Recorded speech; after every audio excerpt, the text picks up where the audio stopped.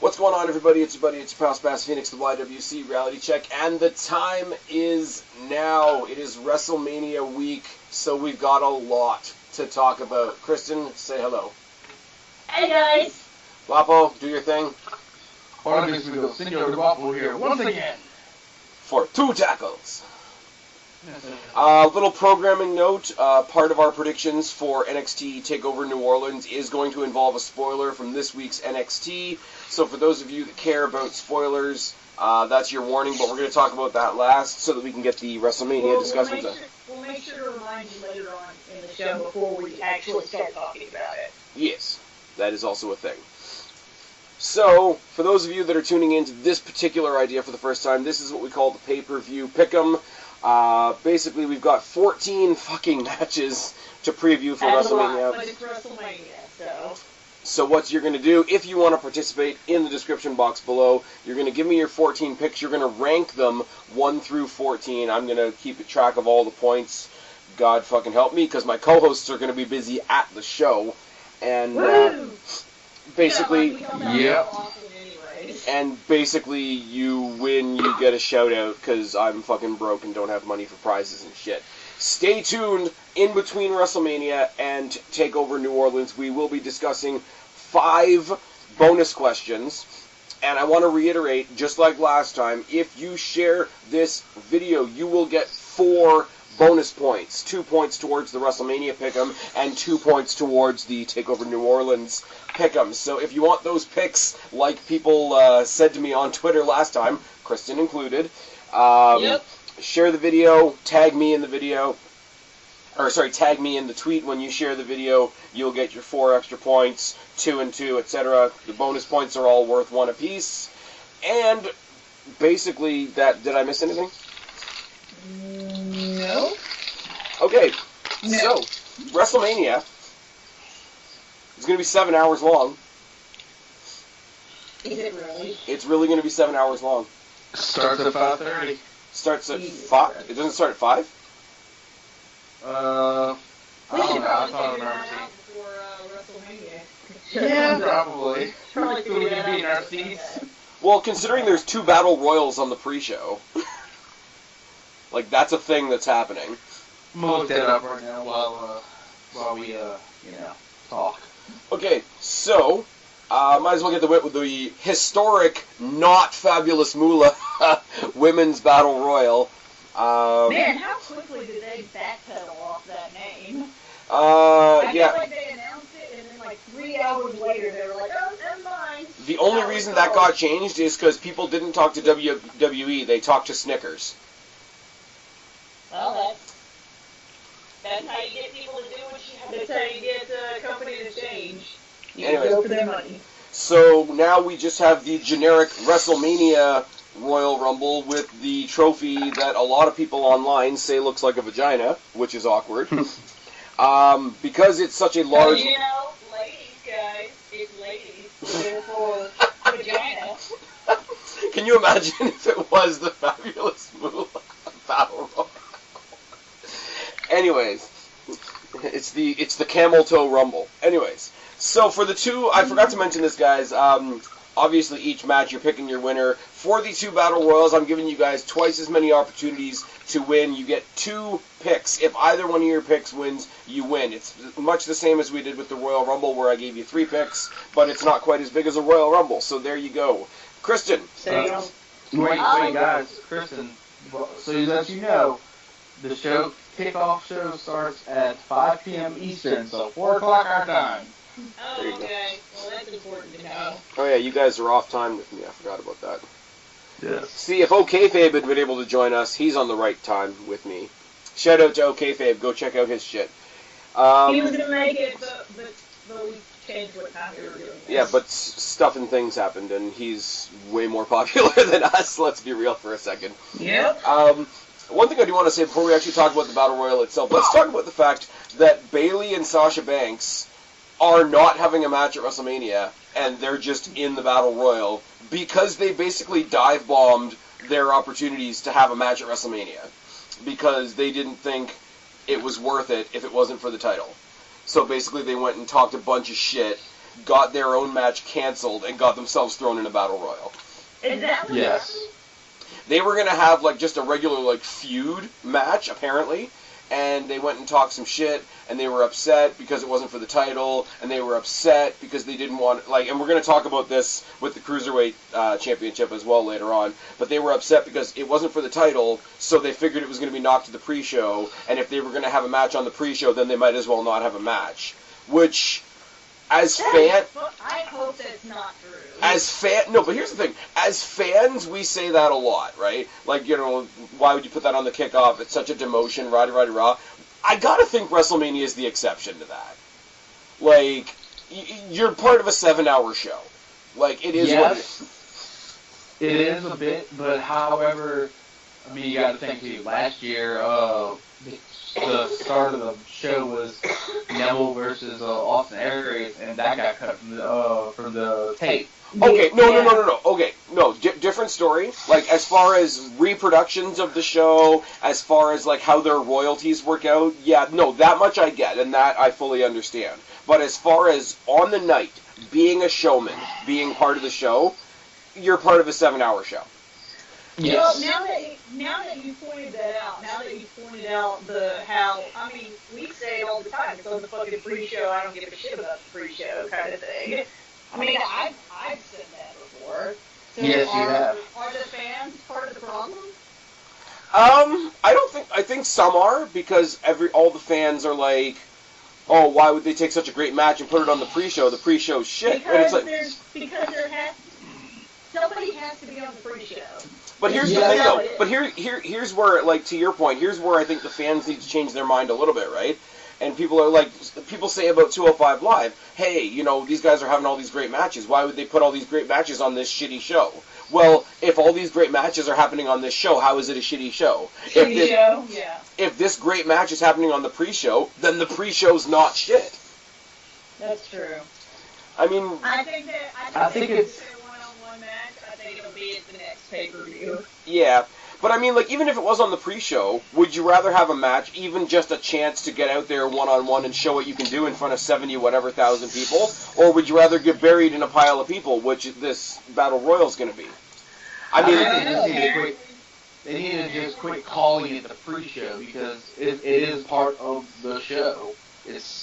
I don't know why they just don't say, hey, guess what, we're starting the show an hour earlier. Exactly. If there wasn't a pre-show, WrestleMania would be fucking 7 hours long. Like, actually 7 hours long.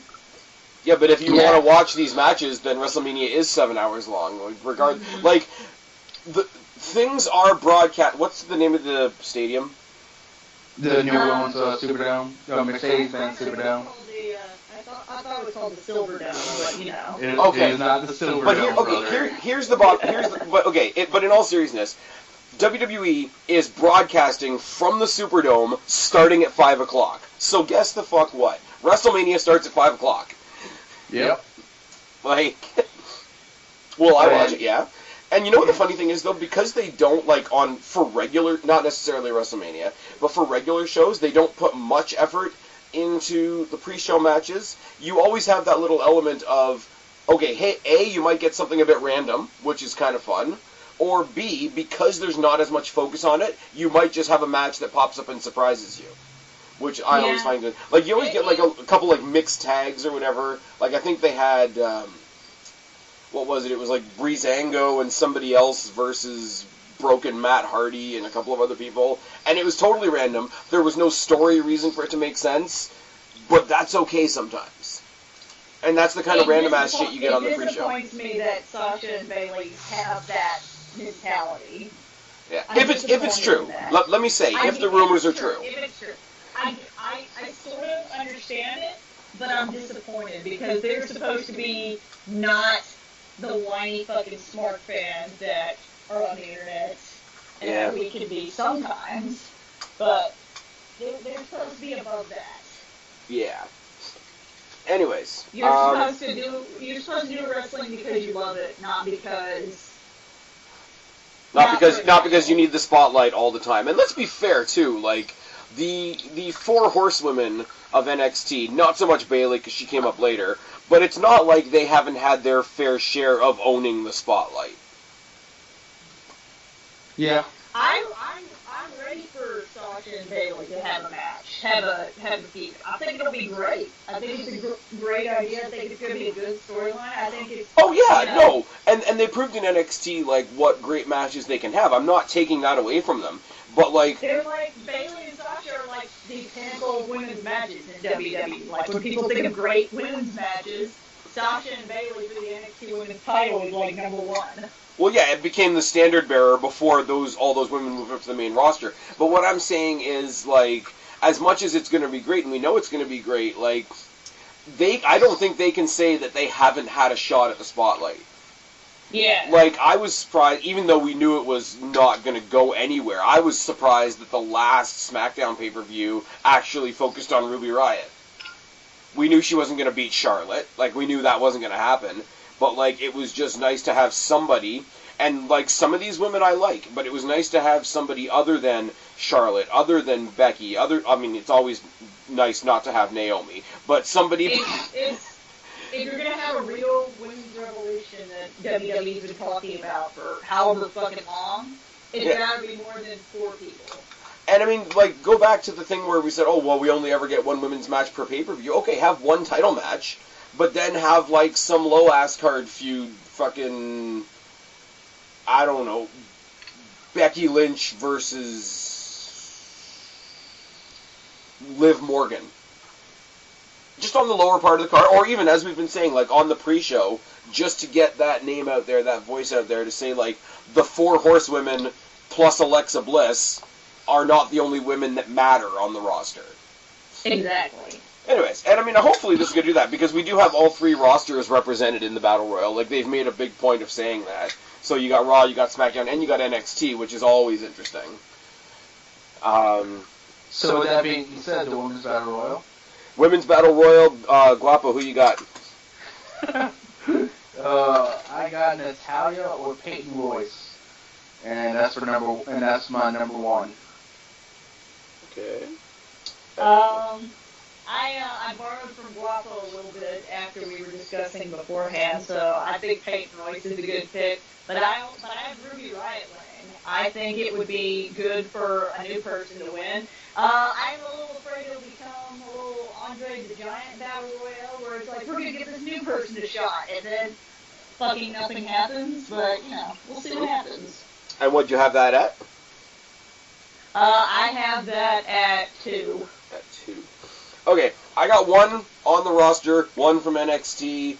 It might sort of hinge on how TakeOver goes the night before, but I really think they need to re-emphasize, as much as I just said about the 4 horsewomen, I do think WWE at some point needs to put a re-emphasis on Becky Lynch, because I don't think she's done that much since coming back from filming her movie. So Becky Lynch is one of my picks. The other pick, if she's not the NXT Women's Champion anymore, Ember Moon. And I've got those 2 at 4. I thought that too, but I think that'll give away what I think about NXT later. This is true. Actually, you know what? Baron Corbin won the Battle Royal when he was still technically in NXT, so I don't even think she would necessarily have to lose the title, but I think it's more likely. A lot simpler. I don't think we're going to have as much conversation about this one. The Andre the Giant Memorial Battle Royal, because it's done so much for the careers of Cesaro and Baron Corbin and Mojo Rawley and The Big Show. Mm-hmm. I really don't have anything, like, we know what it is. It's another pile of people, and it's not... It's a way WWE makes sure everybody makes it onto the card in some form or fashion. And make sure that they can't go anywhere else. And in that regard alone, I will give like a tip of the hat to the WWE, because they are trying to give everybody a little bit of spotlight, even if it's not very much. I was about to say, I don't know that it's to give anybody spotlight. It's to make sure that you don't go, pay a visit to ROH that's going to be in town, or some of the little indie shows. Yeah. Supposedly there's a big list of moves that the New Orleans State Athletic Commission won't let indie shows do, but WWE and ROH are exempt from it, and they're still allowed to do them, like 450 splashes and pile drivers and suicide dives and shit. If you were WWE banded pile drivers. well, no, but I'm Yeah, saying like from the New Orleans Athletic Commission's point of view, like here's all these moves that are banned unless you're WWE. Well, Or ROH. Yeah, I don't know about ROH, but because WWE's going to try and probably- keep their guys safe, if only to save their own skin. Right. Probably like Spaz just said, WWE and ROH are exempt, probably because they take the precautions for everything more seriously than like some of these smaller promotions might. That's true. New Orleans Athletic Commission doesn't let wrestlers throw other wrestlers out of the ring. So we literally couldn't have the Battle Royal if it applied to WWE. Means Yeah. they'll never host the Royal Rumble, which, fuck me. I'm sitting there trying to think if I've seen, because I've gone to a couple New Orleans indie shows. Apparently it's relatively recent. I haven't seen somebody throw out of the ring. I guess I hadn't thought about that. There's the time I saw Matt Hardy throw up outside of the ring. That's super awkward. That was It the is. beginning of him being broken. Oh. Okay. I'm just saying he poked his head, he was at his gut on the second rope, and he just leaned over, just bleh, on there. Yes. Alright, that is a thing that happened. That is the thing that happened that I watched. I was there for that. Were you there for the splashback? What? Was there splashback? No, I was far enough back. I wasn't in the front row, thank God. Alright. Guapo, who you got for this one, buddy? I got Dolph Ziggler and I got Matt Hardy. And that's my number 2. I have Dolph Ziggler, but I'm throwing a random one in there because I really had a hard time picking Okay. who I thought was going to win this match because, frankly, I'm not sure I give a shit. But, you know, Yeah. for the sake of the show, I picked Dolph Ziggler, and my really wild card is Zack Ryder. 'Cause why not? Well, Ryder won the IC title a couple years ago. He's not voting for anything. You know it? But I have it at one. And what? Okay. Okay, here's something else to point out. Everybody, that, especially with the mid-card titles and whatever, we're like, oh, you know, IC title, we're just going to get another random ladder match. US title, we're just going to get another random title match. You know, tag team titles, we're just going to get another random ladder match. People don't realize our ladder match this year is happening at NXT. Yep. So I'm just going to put that one out there because it's like, why would you spoil it? Because nothing, not to shit on Mania, because I think Mania has the potential to be good, but Mania ain't beating TakeOver, especially this TakeOver. So I don't know why you would have people go out at Mania and try to outdo the ladder match that we're going to talk about later on. Anyways, last match on the pre-show is the finals for the WWE Cruiserweight Championship in the tournament that Drake Maverick set up, Triple H's new revitalized and re-envisioned 205 Live. Cedric Alexander... Which is doing well. Which is doing really well. Like, there's a reason I review NXT and 205 Live on this channel and I don't review Raw and SmackDown. Like, the way they've been sort of, like, interspersing talent between the UK division, NXT, 205 Live.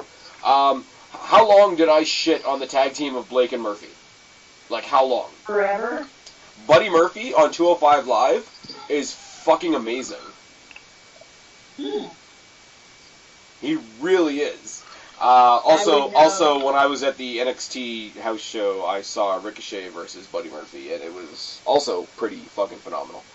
But Cedric Alexander and Mustafa Ali, I don't know if you guys have been following the tournament or not. Nope. All right. Nope. Cedric is owning it. Mustafa Ali also owning it. Plus, they're sort of playing him up with like a Daniel Bryan-ish, like scrappy type storyline. I was really hoping that somehow or other Roderick Strong was going to stay in the tournament and get into the mix of this, but he didn't. I got Cedric because I think Cedric should have won the CWC. I thought Cedric should have had a title shot by now. I think they're going to give it to him now, and I've got that at 9. Wow, that's pretty certain. I am Mustafa Ali winning. For no particular reason. Other than I still think Cedric Alexander is maybe still on the hot seat for all of that bullshit that happened. Even though I don't think it ended up being true, question mark? Which bullshit? The bullshit that we were talking about before the show. That was Rich Swann. Oh, that was Rich Swann. Wrong guy. Kristen, are you saying they all look alike? Oh. I still say Mustafa Ali's gonna win. Okay, at what? And, I don't have it very high. Oh, never mind. I do have it very high. I have it at 12. Oh, Jesus. Damn. I don't know why I did that. It was one of those things where I knew every time we did this thing, I'm like, I know. You know what I just realized? I gotta cut you off for a second. I never gave my picks for the Andre Battle Royal. Nope. My picks are, again, I've got one NXT and one main roster. One sort of, again, depends on how NXT goes, and one depends on a return. But I've got, my two picks are Killian Dane and Samoa Joe. Samoa Joe's a good one. I got that at 3. Killian Dane should wreck shop in a Battle Royal. Yeah. And I want him to have some success with something. Sanity got eliminated, like, pretty handily from the Dusty Classic. It was kind of a bummer. But yeah, anyways, so Guapo, who you got for the Cruiserweight title? Alexander 8. So we all have strong feelings about the Cruiserweight title. Kristen's just wrong. I don't feel like I actually do Kristen, strong feelings. Kristen has like she has a real strong feeling. I have a real strong feeling of I knew what I wanted other things to be, and then I had numbers left over. Didn't we say before we started doing this, it's like, there's the ones that we're absolutely certain of, and there's the ones that we have no clue of, and there's not much in between? Yep. Alright, well that was, like I say, we've all got pretty high numbers on that. Kristen's wrong, but that's fine. I hope that my guy wins out of nowhere, because I'm going to feel pretty great about it. Out of nowhere? So Ali's going to win with an RKO? Yes. Actually, I don't want that to be true, because the 054 is a fucking wicked finisher. It is. SmackDown Tag Team Championships. Usos versus New Day versus the Bludgeon Brothers. And I said it on Twitter tonight when I was watching SmackDown. I like Harper. I like Rowan. I hate the Bludgeon Brothers. I do too. I feel like it's just they don't have anything to do with them, so they're just like, fuck it, we'll just stick them in a tag team. But they were already, like, they could have just been Harper and Rowan. I think somebody said it before. I can't remember who said it. I think it might have been Chase Oliver 68, so shout out to Chase Oliver. Anybody that watches him, if you don't, go check his shit out. It's kind of funny. He's got some really interesting theories on some of the indie guys. But basically, they look like generic bad guys from Power Rangers. And that's kind of true. Like, that's really, really kind of true. And I think sound just dropped. No, I'm still here. I'm here. I'm still thinking on that idea. No, like, you have to understand, like, when we do this on Skype, guys, for those of you that don't know, we just do this simply on Skype, and there's always a little bit of residual noise, like, when I'm waiting for you guys to answer, and the residual noise cut out, and I'm like, that would be, like, I make the Power Rangers reference, and then the call cuts out. Either that or Kristen's just angry at somebody. No, exactly. That's what happens when I get angry at somebody. Fucking leave the call. Or, go and switch my damn headphone out. So that we think you're angry. I mean my call in between me coughing. For those of you that don't know what we're talking about, please... So that way you don't get me hacking. For those of you that don't know what we're talking about, please go check out these guys and Monoxide over on his channel with the 1, 2, 3, 4, 5, 6, 6, 6, whatever. The link's down in the doobly-doo. The link may or may not be down in the doobly-doo, depending on Monoxide, if Monoxide is nice to me or not. I have the Usos at 7. I have the Usos at 3. I think I should have swapped. Can I make a swap? 2.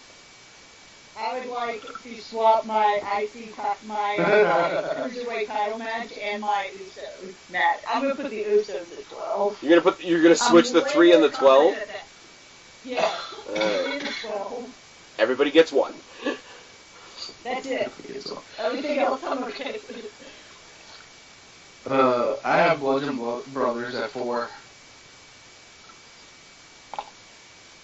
I'm way more confident the Usos will win than Mustafa Ali will win. See, here's the thing. I might be with Guapo a little bit because you can tell WWE is like determined to get this gimmick over because they took a feud, like a 2-on-2 feud between, or sorry, I guess I should technically say a 2-on-3 feud with the Usos and the New Day, which we always know is a win.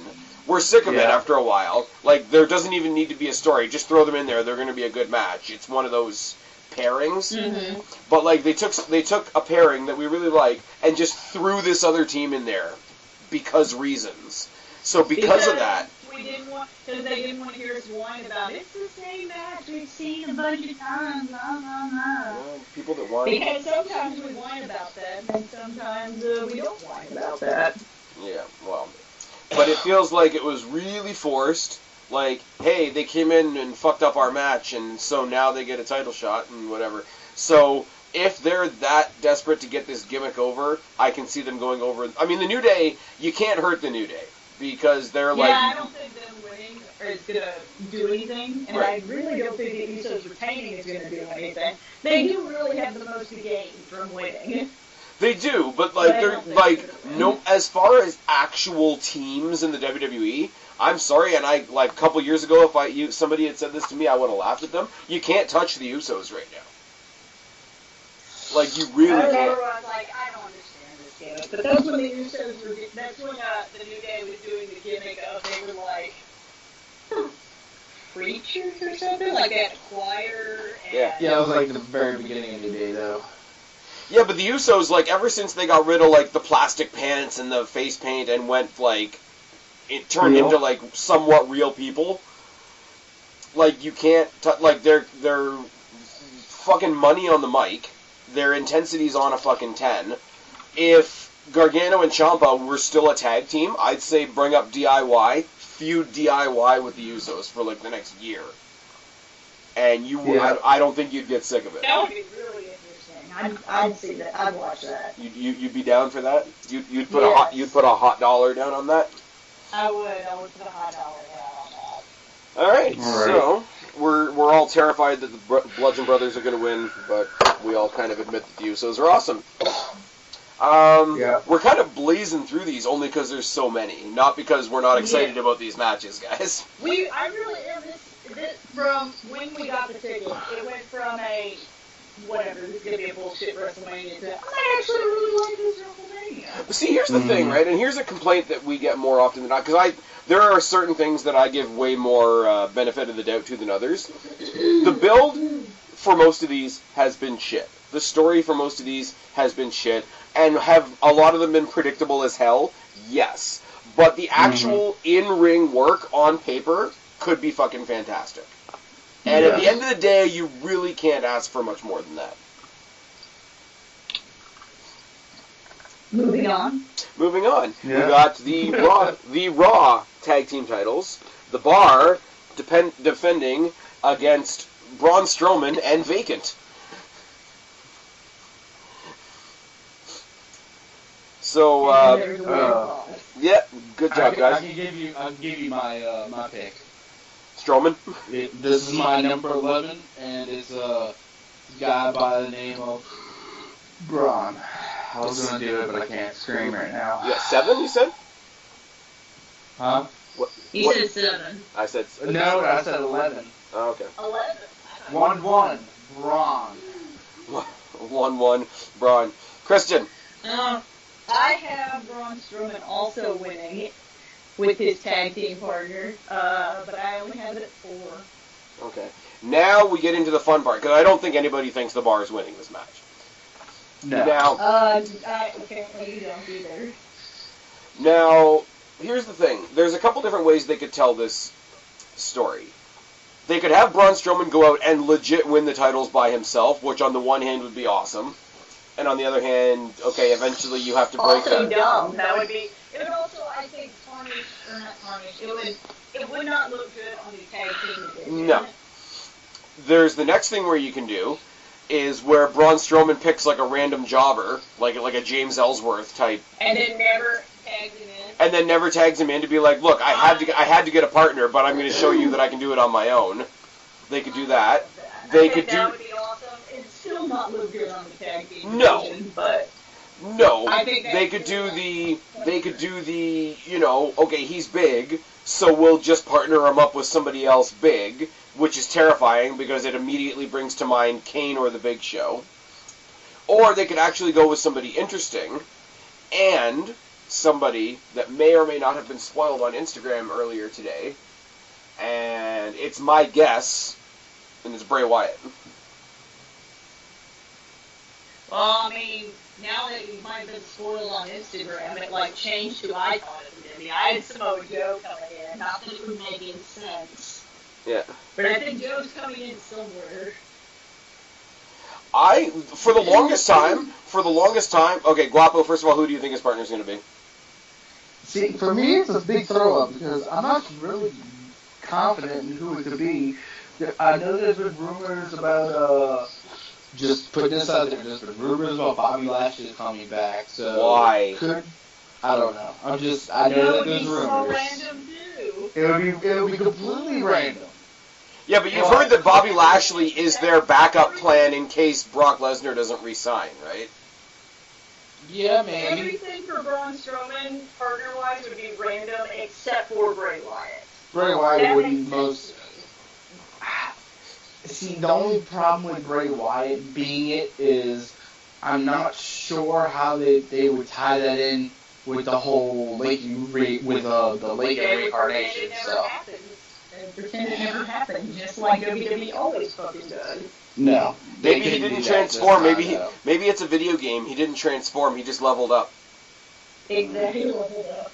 And I mean, it's really easy to tell the story of okay, Braun Strowman was the apprentice of Bray Wyatt, went back to his mentor for help, saw his mentor was all broken down from the Lake of Reincarnation, snapped his mentor out of it. You got the whole teacher-student story. I could see them playing that off, and it wouldn't be the worst thing in the world. The only other thing I could see is that they bring somebody just completely out of left field for it.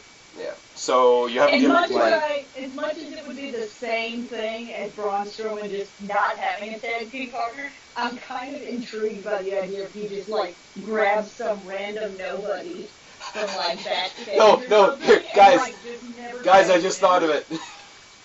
There was a Guapo, saying a joke. Yes. Guapo, shush. Go ahead. There is going to be one person in the crowd with the fans at WrestleMania. John Cena. Braun Strowman and John Cena tag team champions. No. I don't know what just happened to my voice. That is a fever dream. That is something. That's something you think of in a hallucination from being on laughing gas at the dentist's office. Don't lie and say WWE might consider doing something like that. Well, no, that's what I'm saying, but it still doesn't negate the fact that it's a goddamn fever dream. But think about it as well, though. Not only would he be randomly you fucking partner, go, but also, you got Braun Strowman out there, he's, about to have his match, friggin' Kurt Angle comes down there like he can actually do something after Stephanie cut off his nuts. And he says, look, I'm not letting you have this match until you have a partner. And Braun Strowman's all lost, looking around, whatever. And, John Cena, whose whole story was that he didn't have a road to WrestleMania, it just goes and fucking tags him in. Just picks, if they do that, he has to just pick him out of the crowd. He has to be like you. Braun Strowman doesn't even know who John Cena is, kind of thing. Braun Strowman tag team partner invitational.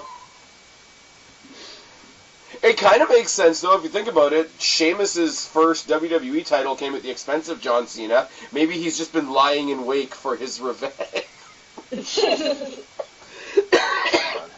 That was the night that John Cena fell from grace through a table. Well, before a couple days ago, Suave's pick for Strowman's partner was going to be James Ellsworth. Yeah. Isn't James Ellsworth tag team partners with somebody now in the Indies? Yes, Gilbert. Doesn't James Ellsworth, like, I saw, and it might have been fake news, because I did see it on April 1st, but supposedly, in some indie fed, James Ellsworth won an intergender championship. And it's like... Would not be surprised. And it's literally like a pink and blue belt. I try not to believe anything. Look, it's wrestling. That's actually believable. More like, it's 2018. Did you just assume my championship? Yeah. Anyways, enough of that. Guapo, who do you think his partner's going to be? Nail it down. Shit. Fuck. I don't know. Fuck. Sorry, you're not my type. Big Show. Oh. I think that's like a more disappointing result than him not having a partner. Yeah. I think it's more disappointing than John Cena. I think John Cena would be hilarious if they did it like that, where he's just in the crowd. You know what the terrifying thing is? He just signed a new 5-year deal. John Cena? Yeah. No, Big Show. Big Show? Yeah. Yep. I mean, it's a 5-year part-time deal. And Mark Henry, totally random offshoot here, apparently Mark Henry is on the WWE's internal advisory panel helping them decide whether they want Hulk Hogan to be involved with the company again or not. That's interesting. There's an internal advisory panel for that? There's an they've convened a volunteer panel to discuss the issue of bringing Hogan back in some capacity or not. Please no. Mm. I'm done with Hogan. I'm done. Why? Because it's a Silver Dome, brother. I don't care to see him on TV. I just think all the snowflakes on Twitter would, lose their shit. And it would be, as amusing to me as Twitter was, after the Daniel Bryan 18 seconds thing, but, to another level. And I'll just watch everybody cry. Because I'm not against it, I just don't care. I'm just saying, if anybody should be... But I can't will myself to have If anybody should be on that panel, it should be Booker T. And Naomi.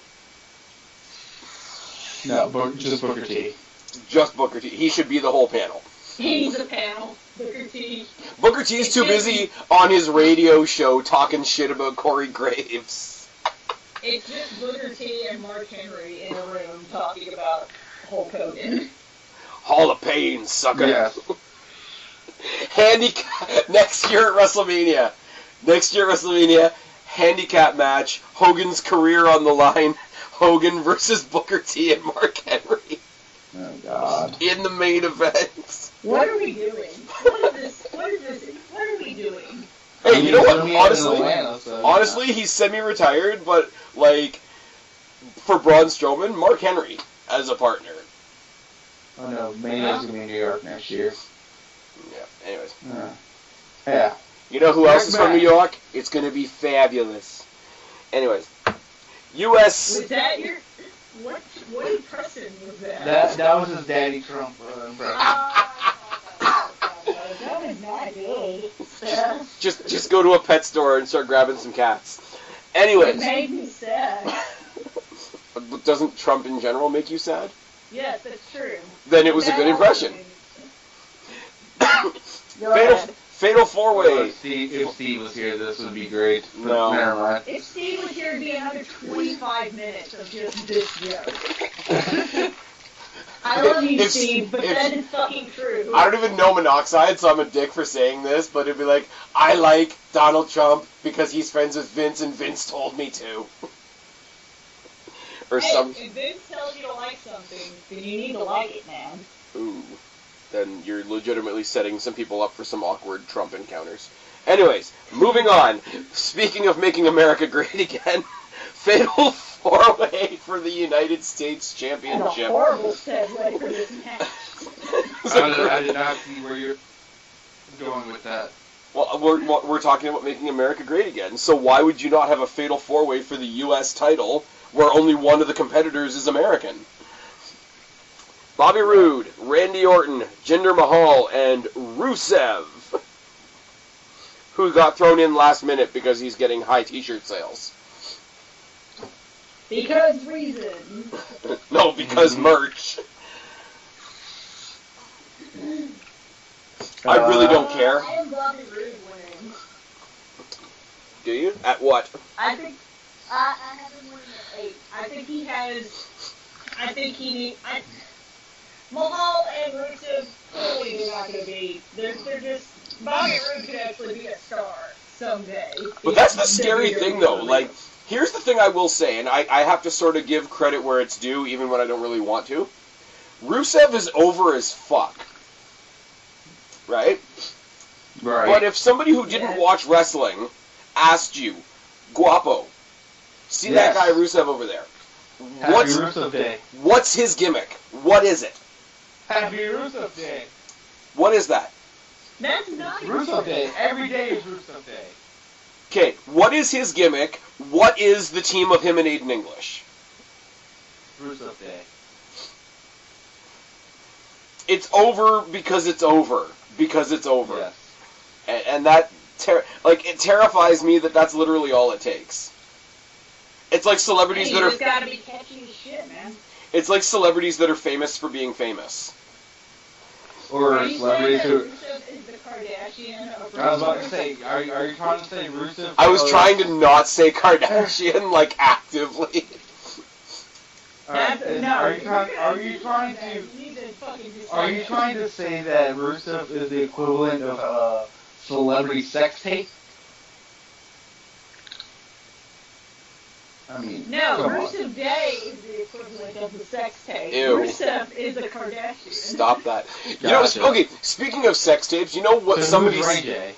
There's actually people on Twitter that are passing a petition around because Daniel Bryan's an active competitor again, that his replacement as, like, general manager should be Brad Maddox. Brad Maddox? Oh, God. There's no way they're beating that guy back. Make SmackDown great. Well, they didn't fire Xavier Woods. That's true. Make SmackDown great again. Anyways, unfortunately, not because it's what I want, but because it's what I think is going to happen, I got Rusev at 6. I want Roode to be champion, but I want the Bobby Roode that we got in NXT. Like, I want fucking dickhead, like, if he was the champion, he might smack a kid in the face with the belt on the way to the ring, Bobby Roode, if we're going to have him as a champion. You don't think that would happen? Sorry? You don't think that would happen? I don't think it'll happen right now, because we all cheer Bobby Roode anyway because we respect him as a talent. WWE hears him being cheered and think they've got this great babyface, whereas he's like super cringe as a babyface. Just saying. Go ahead, sorry, Guapo. I have Happy Rusev Day for my number 3. Alright. Guapo, we got another one of those situations where, like, you and I are picking a lot of the same things, and Kristen's, like, in her corner. I'm going off script. Ha! You're going off the cuff? Okay. Now, going back over to Raw, for what I think could be the second or third best match of the night, for the IC title, Balor versus Rollins versus Miz. Oh, this is going to be a great match. Yes. But I will tell you that my pick for this is a hope, not realistic. It is not realistic, which means you guys already know what it is. Balor? I already know, yeah. The wish that I want. You got Balor at what? I got Balor at... I gotta look on my little sheet. I have Balor at 5. Wow. I got Balor at 10. I have Balor at 7. Oh my God, we all agree! I think it has to be. People are saying the Miz is going to retain. I don't think he's No. going to. I think he's going to take some time off now that the baby's born. That's Correct. the logical side of it. That is the logical side of it. But I would... Congratulations, Miz and Maurice. This is true. What is it, like, Skylar Rose? Her name is Monroe Scott. I was only Monroe Sky. I was only completely off. Monroe Sky Mazanin.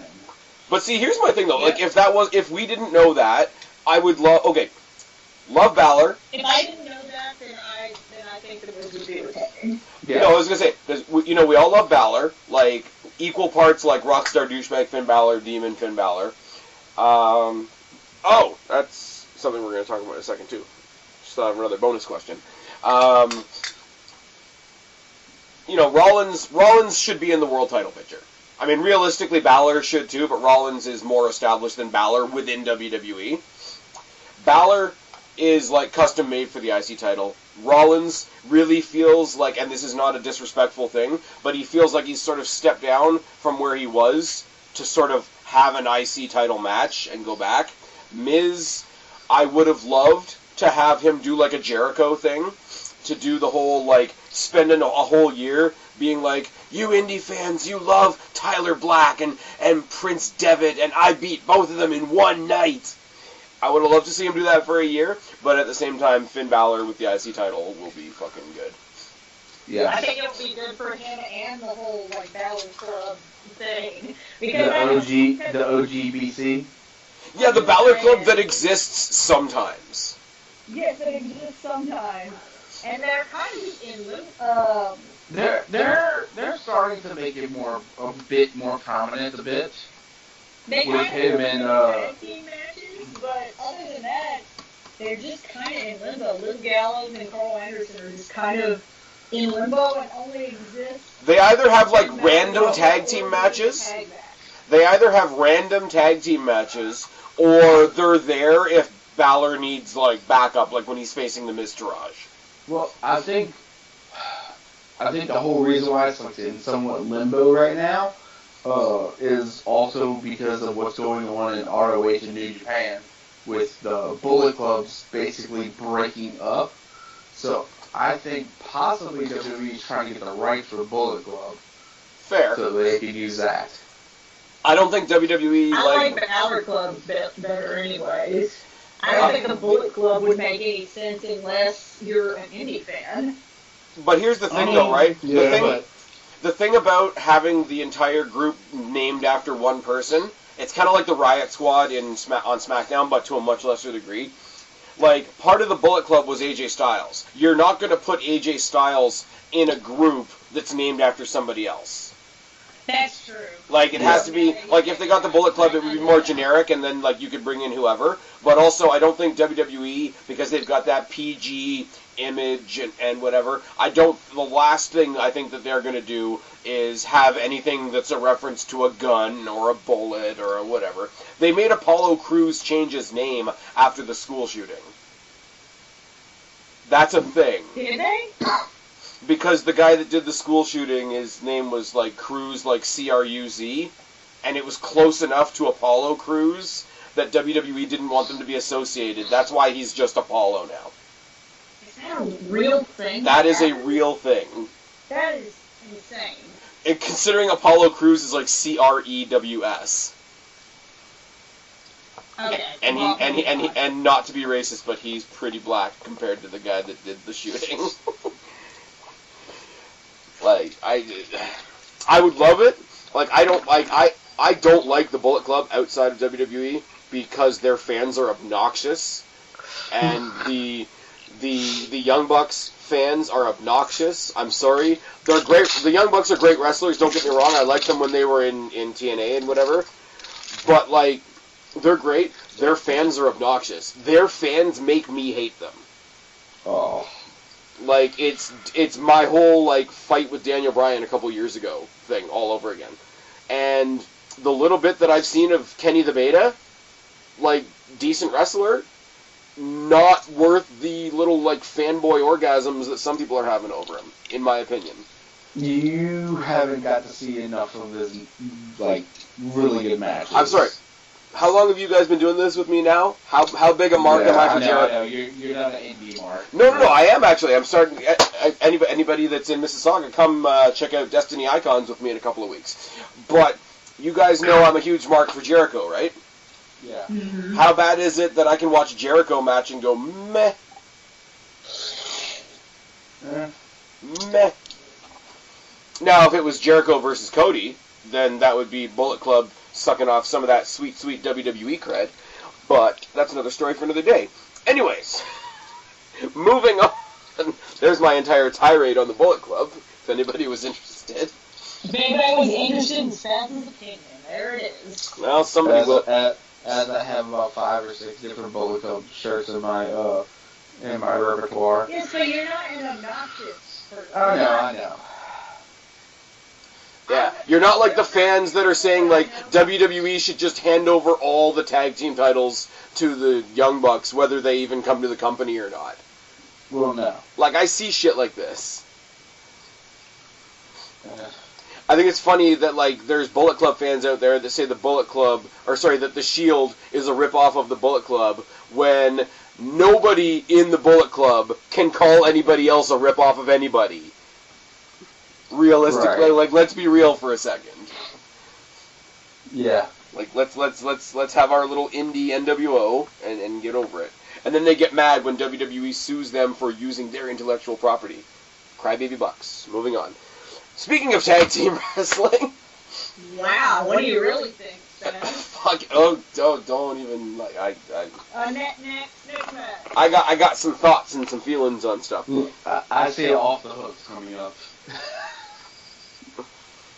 Off the cuff. Off the cuff, off the hooks. You know Off the what I mean. hook is Taz. Off the script is some jobber in New York. Off the cuff is me. Anyways, Sami Zayn and Kevin Owens versus Shane McMahon and some jobber guy. No, okay, I can't be a dick on this one. Let's take a second to talk about how fucking fantastic and happy the whole Daniel Bryan thing is. It's great. It's amazing. Cleared.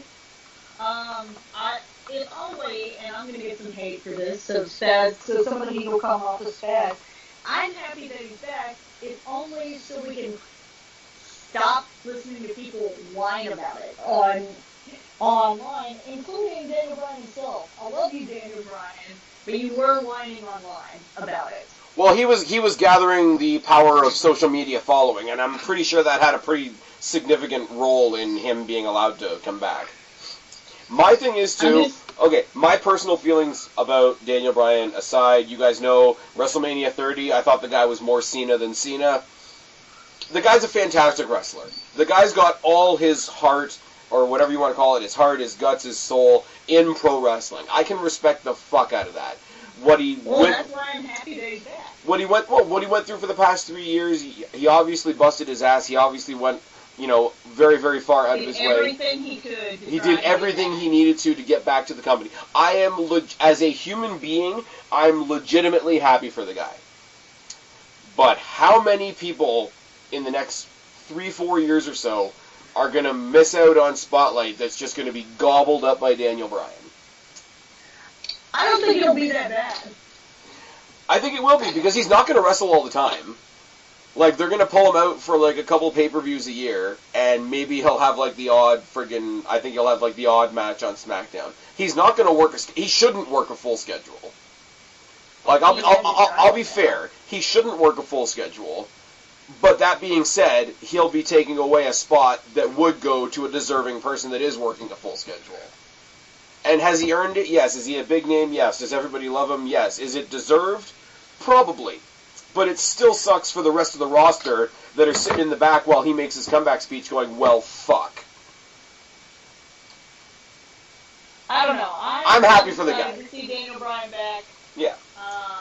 And it'll be great. Like, the matches that he's in will be great. Everybody's pulling out the dream matches that they want to see. They want to see Bryan and Nakamura. They want to see Bryan and AJ Styles. The idiots out there still want to see Bryan versus Lesnar, which should never happen. No. Should never happen. Yeah, no. Only if you hate this guy and you want him back on the shelf should you book a match between him and Brock Lesnar. And that's nothing against Daniel Bryan. That's something against Brock Lesnar. Let me be clear. He'll come in, he'll have some great matches. Me personally, like everybody's saying they want to see Bryan versus Nakamura, I want to see Bryan versus Styles. That's the one that I want to see. Has Daniel Bryan had a match with Seth Rollins? Yes, one of the trios that was randomly slammed together to take on the Shield when they first arrived was Team Hell No and The Undertaker. Or the Brothers of Destruction and Daniel Bryan, depending on how you want to look at it. Because he did, remember, they did the thing where they all three of them did the fist? Have a one-on-one match with Seth Rollins. Oh, it's probably happened. I'm sure if you go back to the ROH days, there's Tyler Black and Bryan Danielson matches. But yeah, I mean, Daniel Bryan got decent matches out of Roman Reigns, so I mean, he's got some magic going for him. And we got to, I got to dust it off. I got to take a deep breath. Got to say it loud, say it proud. The Daniel Bryan silly kicks. Oh yes. It's not as bad as when Brie was still wrestling, and I had to call them the Daniel Bryan Memorial silly kicks. Memorial silly kicks. Well, he wasn't wrestling anymore. I mean, realistically speaking, is there anybody that thinks Zayn and Owens are winning this match? No, but the stipulation is they're fired if they lose. From SmackDown. Yes, from SmackDown, which means they're probably going to Raw. Correct. Which is funny, because wasn't the whole Sami Zayn thing is I'm not being utilized on Raw, so I'm going to go to the land of opportunity, SmackDown? Yeah, which never happened, and then Kevin Owens went to SmackDown to get away from Sami Zayn, and Sami Zayn got drafted the same night. Here's the thing, though, right? Like, they, you know, each time one of them has a match, the other one's got their back, Roddy, Rod. They're like a two-man faction. If they go to Raw, they need to go to Raw as a competing tag team. I don't know why, in the entire run of this Sami Zayn, Kevin Owens shtick, they've never put them in a tag team title match. Somebody's echoing. Not me. It's probably me. Okay. So, I've got Bryan and Shane at 13. Guapo, you've got Bryan and Shane at... I got Bryan and Shane at 12. Kristen. Can you guys hear me? Yep. Okay, Okay, whatever you did, don't do it. I have Bryan and Shane at 11. So 13, 12, 11. All right. So while we're on the trend of, you know, much anticipated singles stars that are stuck in tag team matches with McMahons, Ronda Rousey and Kurt Angle versus Triple H and Stephanie McMahon. Well, I wanted to make one more point that I thought was going to happen during the Daniel Bryan Oh. match. So I got ahead of myself. Sorry, my headphone was dying, so I had to switch it out. All right. I've read a couple things online. I wanted to know what you guys thought about it. Okay. That think that Shane McMahon is going to turn on Daniel Bryan because there's been a lot of tension going on between the two of them, and Shane goes full heel. Wouldn't really make any sense, only because if there was going to be a heel, like the one on the heel side of their argument has been Daniel Bryan.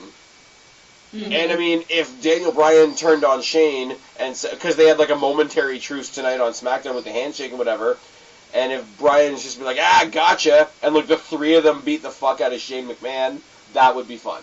I would enjoy that immensely. I just wanted to know what y'all's thoughts were on it. I'm not sure if it's going to be a thing, because I think after you get Daniel Bryan back, it's some kind of triumphant thing. I don't know that having Shane McMahon turn on him the very next minute is going to be... Well, it's going to get a lot of heat for Shane McMahon, but... I don't know. You're dragging Daniel Bryan... You're getting Daniel Bryan out of semi-retirement. He's wrestling his first match since... What?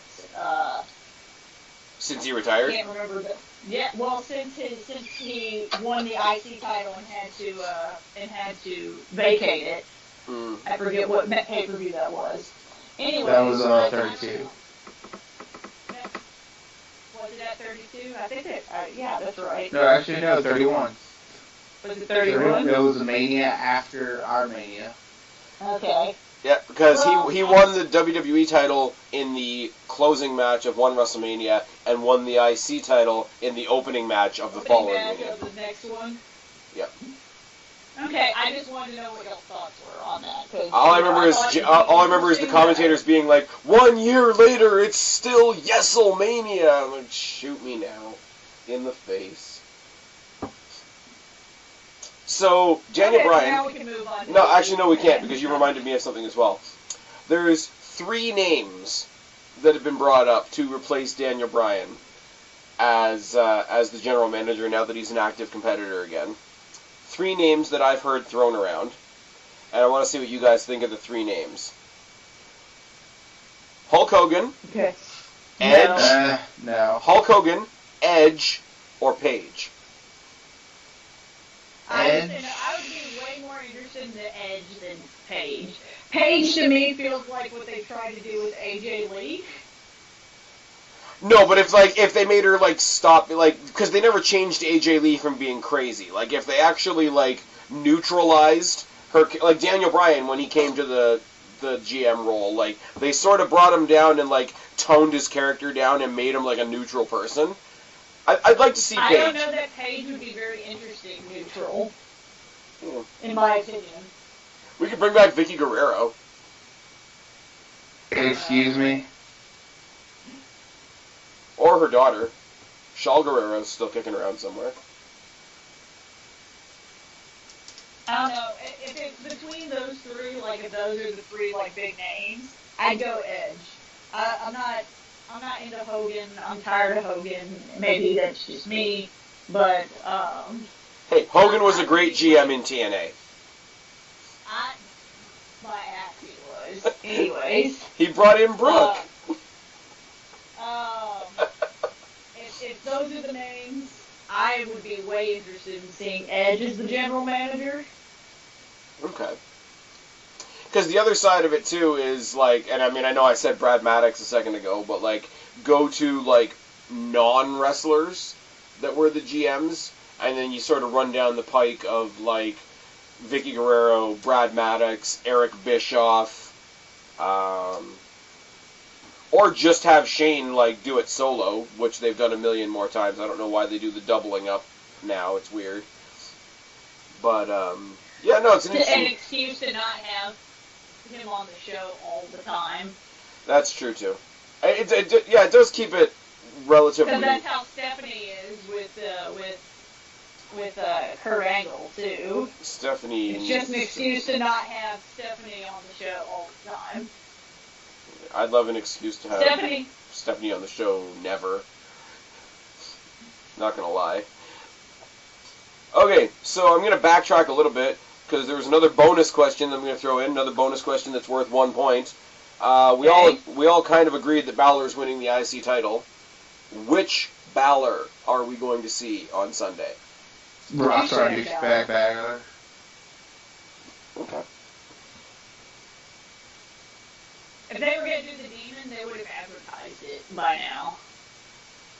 And see, my thing is I agree with you, because they're WWE and they need to hit everything right on the nose. When it was NXT, you didn't always know. So I would love if they brought that back a little bit. So I'm going Demon. I think they're saving the. They saved the Demon gimmick.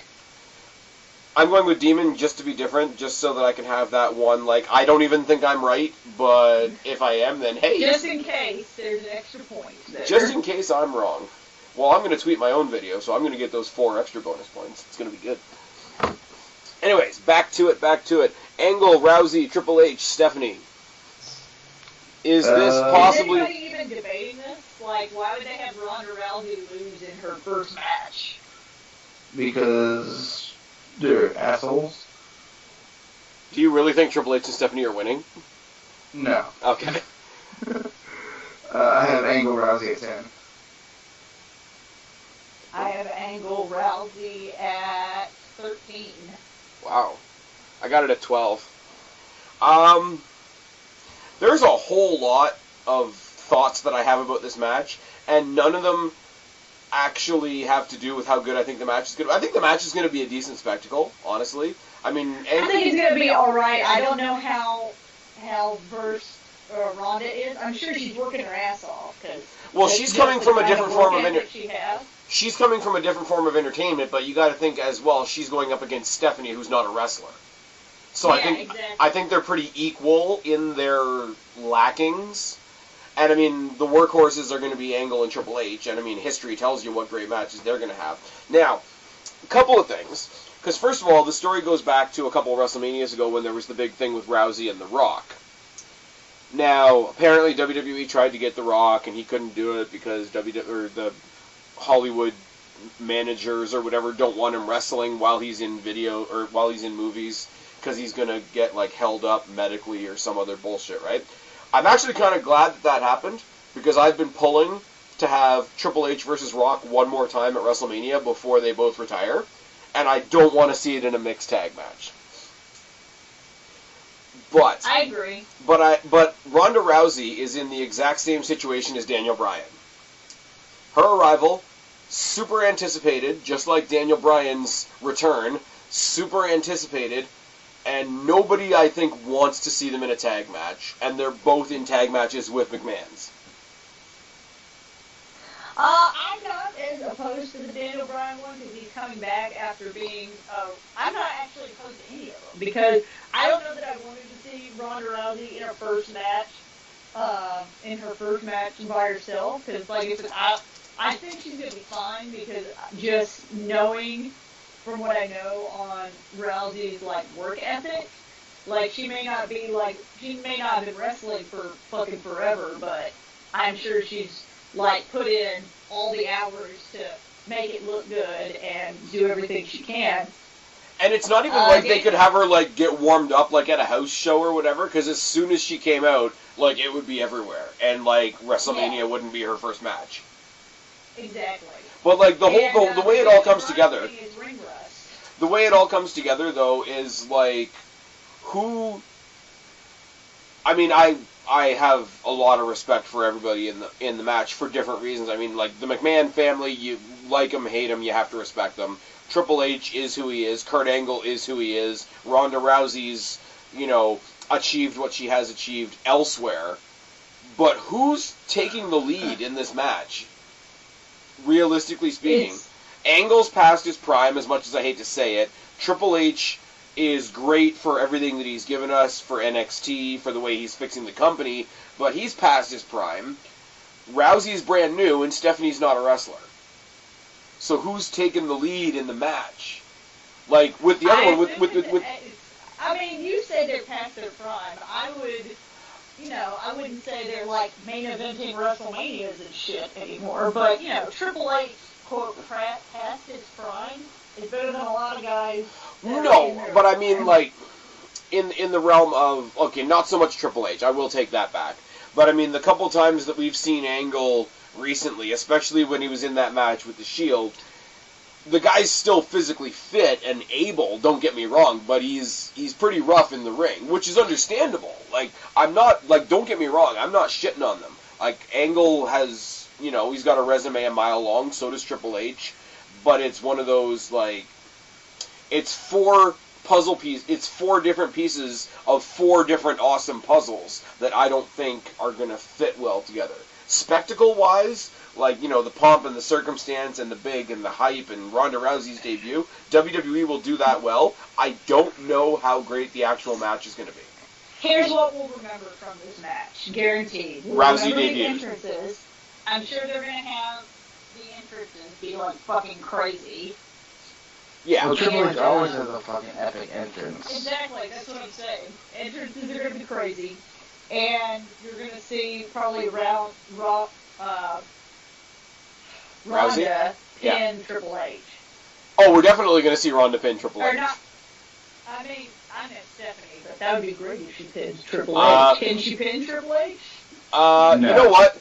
The thing is, with the mixed tag matches, the guys fight the guys, the girls fight the girls, but always the little aha at the end is, like, one of the girls ends up pinning one of the dudes. Like, it doesn't make sense, but it's what WWE does. I know that, like, even though, like, we've seen her and, like, she's actually got, like, proper, like, ring gear and whatever, I wouldn't doubt it if she, like, came down to the ring sort of, like, MMA-ish with, like, the robe or the hood or whatever the fuck that they come out with. Like, picture, like, a boxer comes down to the ring. I mean, even Kurt Angle, like, towards the end of his stint, like, 10 years ago, was coming out with, like, the sport hoodie type jacket and the whole bit. Like, they're going to present them like athletes, and they're going to present Triple H and Stephanie like superstars, and that's where you're going to get your contrast, as far as the presentation goes. I don't know. It's like, I'm not disinterested in it, because it'll be like, I'm going to go back to the... It'll be a spectacle. It'll be a spectacle. It'll be like Rock and Cena was, because that was meant to be a spectacle. It'll be like I go back to the WrestleMania that I was at, WrestleMania 18. You know, Rock versus Hogan was a shit match if you look at the in-ring work, but it was a spectacle. And I think that's the same thing you're going to get here. I just don't want it to come off super awkward. And I think there's a lot of ways that it might come off super awkward. And that's not the greatest. Anyway, I don't really have anything else to say about it. Some people are speculating this could be the main event. Which I hope not. Yeah. That would not be a good choice. Like, nobody wants friggin' Roman and Lesnar to main event, but Roman and Lesnar should main event over this. Yeah. For sure. Okay. It's for the damn title. This is true. It's for the damn title. Speaking of titles,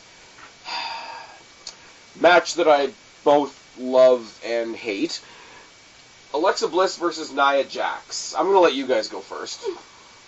Well, obviously I have Nia, and I have Nia at 6.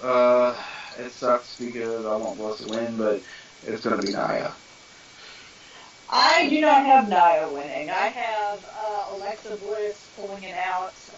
Sorry, I walked off from my list. I have to walk back over here. Alexa Bliss is pulling it off? Hilarious. I have Alexa Bliss winning at 7. Wow.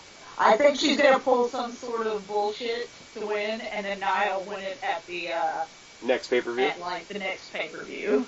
What I love about that is I have Bliss as well, and you have more faith in Bliss than I do. Because I have her at 5. I love and hate this story. I really do.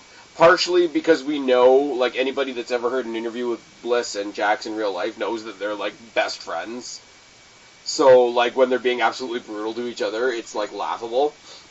But well, here's what I hate about this storyline, and it's weird that Mickie James is also sort of in this storyline. You hate the body shaming thing, right? Yes. It's Piggy James all over again. See, I hate that it's... I thought the Women's Revolution was above this low caliber of storyline, which is that you're fat and I'm hot. Yeah, but okay, the company. But here's the thing, though: the company is putting focus on women. But if you're a heel, doesn't it underline how bad those things are to have heels do them?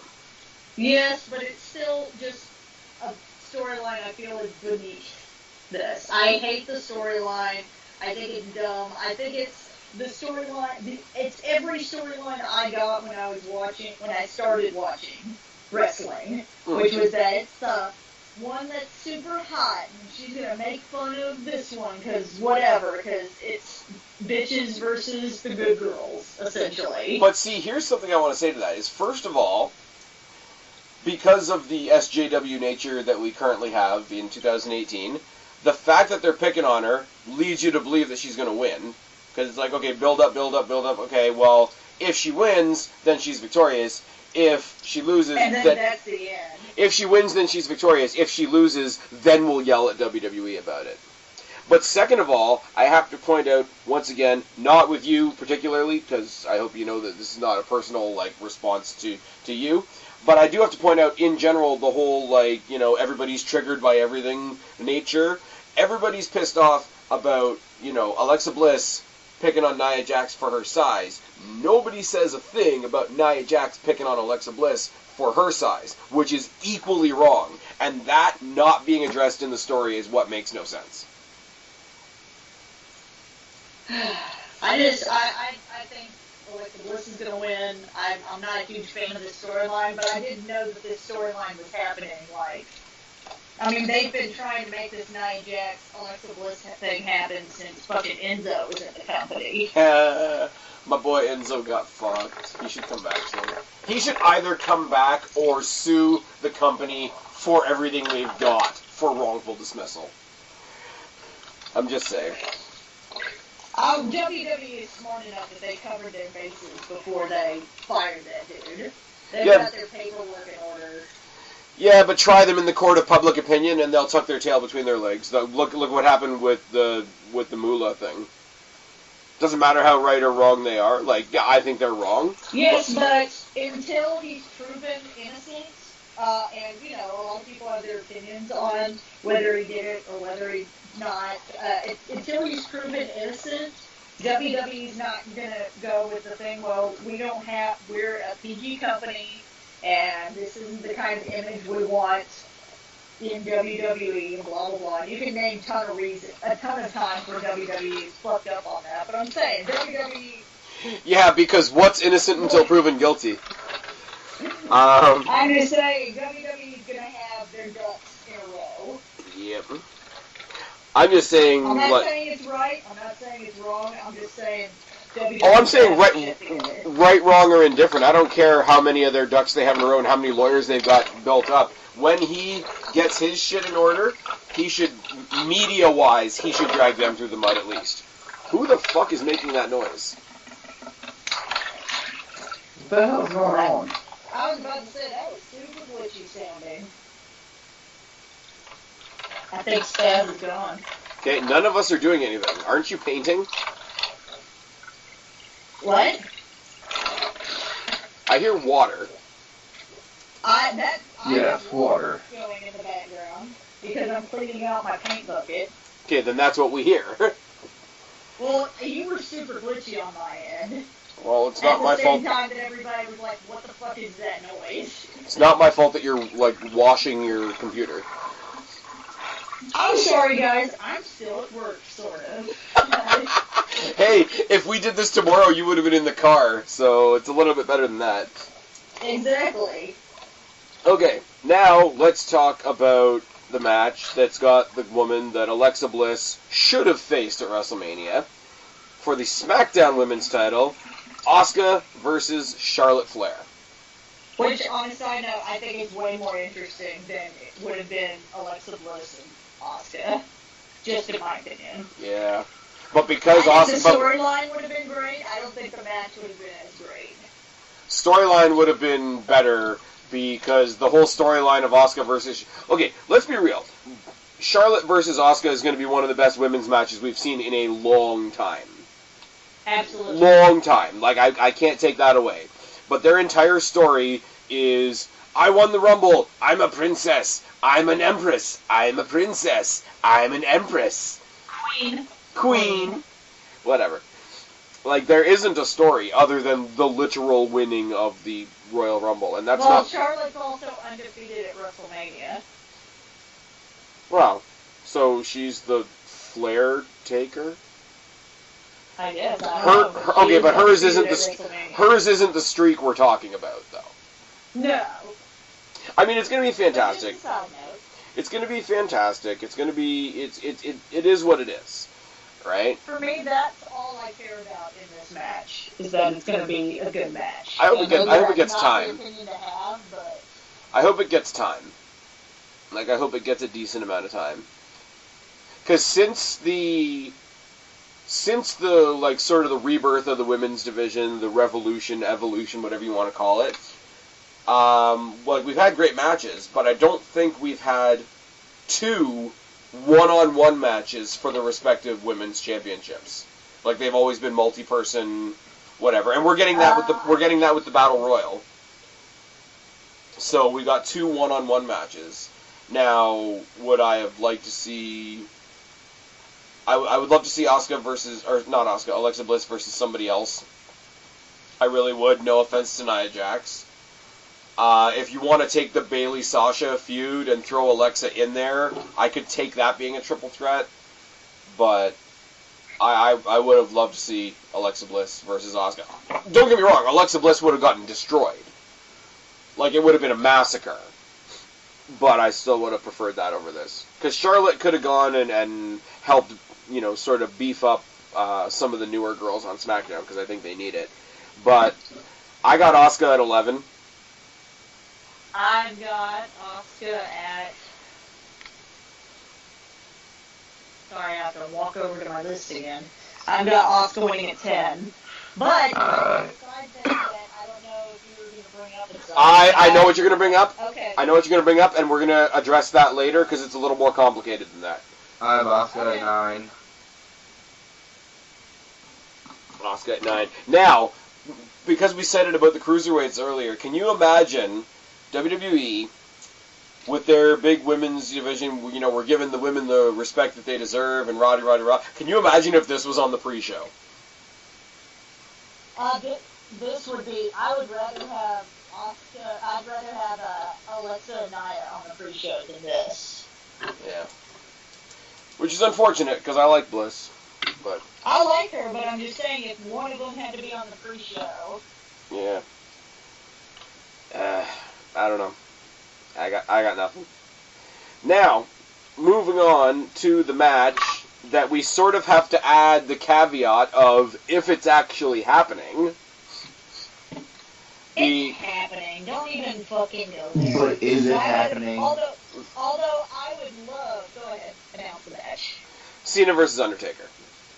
Because apparently, from a very reliable source / friend that we've all worked with together on here, apparently the rumor is they're going to have like a massive like interaction, like segment, mutual respect type thing, and that's going to be it. And if that's the case, then WWE can go fuck themselves. I agree. If you're going to tease us with Undertaker coming back and then pull that bullshit, I'm going to be pissed.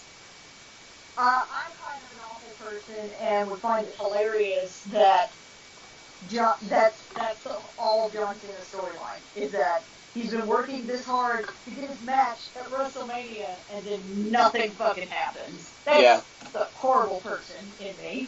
Okay. But for the sake of if the match happens, here's before I ask you guys for a prediction, if the match happens, does it even matter who wins? No, I don't think it does. It doesn't really matter who wins. However, if Taker doesn't win, I don't see the point of why this is even happening. But like, neither one of them is going to gain anything from winning, and neither one of them is going to lose anything by losing. So in that sense, like on paper, you have to understand, like on paper, the way I'm looking at it, Cena Taker is something we've been talking about for like the past 5 years-ish, I'd say. Yeah. Like, and on paper, that's a draw. On paper, the name Undertaker and the name John Cena, that's a draw. But at this point, did any of us really want to see it? I don't. I don't. I mean, I've never really had the inclination of this is a match I have to see, but I mean, if it happens, I'll be happy to see it. If it doesn't happen, then yeah, I'm not losing anything. Oh yeah, let's be real though. Like as much as most of the Cena hate is pretty much gone. The guy's engaging as hell. He's been holding up this story, whatever it is, by himself. By himself, yeah. Which is really good, and he's sort of like tiptoeing around being an asshole, which is kind of fun. And I mean, Undertaker's Undertaker. Like that's all you need to say. So no matter how shit this ended up being, I would still watch it because I would still be entertained by it on some level, because just purely from an interest point of view, right? And I always, like Guapo said, it's not a match that we would necessarily have to see, but it's always one of those matches that we thought we would see. I will be disappointed if I see the match, just based on the fact that, we had the whole thing where he fought Roman Reigns, and when he lost at the end, he takes his hat off, and the ring, the votes and everything, the retirement thing, I feel like... But that leads into the other half of the conversation. I know what you're going to say. Keep going. What Undertaker are we getting? Because this is one of the bonus questions, guys, if you're still paying attention.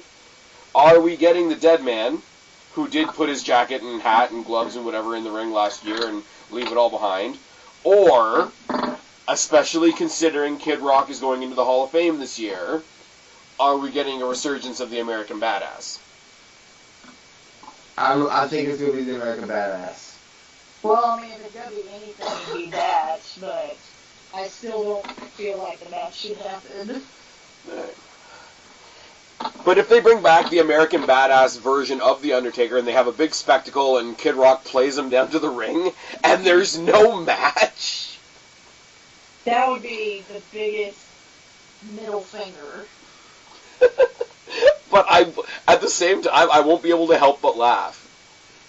Like, I really won't. That's because you enjoy watching the world burn. I do, but it's not like I'm not laughing at Cena, because I don't even hate Cena anymore. I think it's hard to hate Cena nowadays. Like, he's not really doing much. It's not like he's holding anybody down. He's not holding... And he's wrestling better than he did when we hated him. For sure. Yes. Once he got himself out of, like, that 5 or 6 people in the main event and actually started mixing it up with the mid-card, like, he made himself better. Like, his matches with guys like Sami Zayn, guys like Neville, guys like AJ Styles specifically, made him better. But, okay, if the match happens, who do you got? Well, I have Undertaker winning, just because I wouldn't see any point in bringing any version of The Undertaker in and then have him lose again. Okay.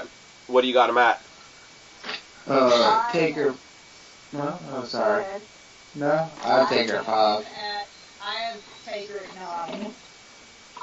So if the match doesn't happen, you're losing 9 points. I'm losing 2. Guapo's losing 5. Yeah. I don't care.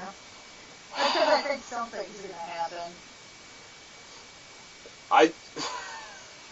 How bad would it be if the last match of the night comes out and Cena's still, like, just sitting there in the crowd?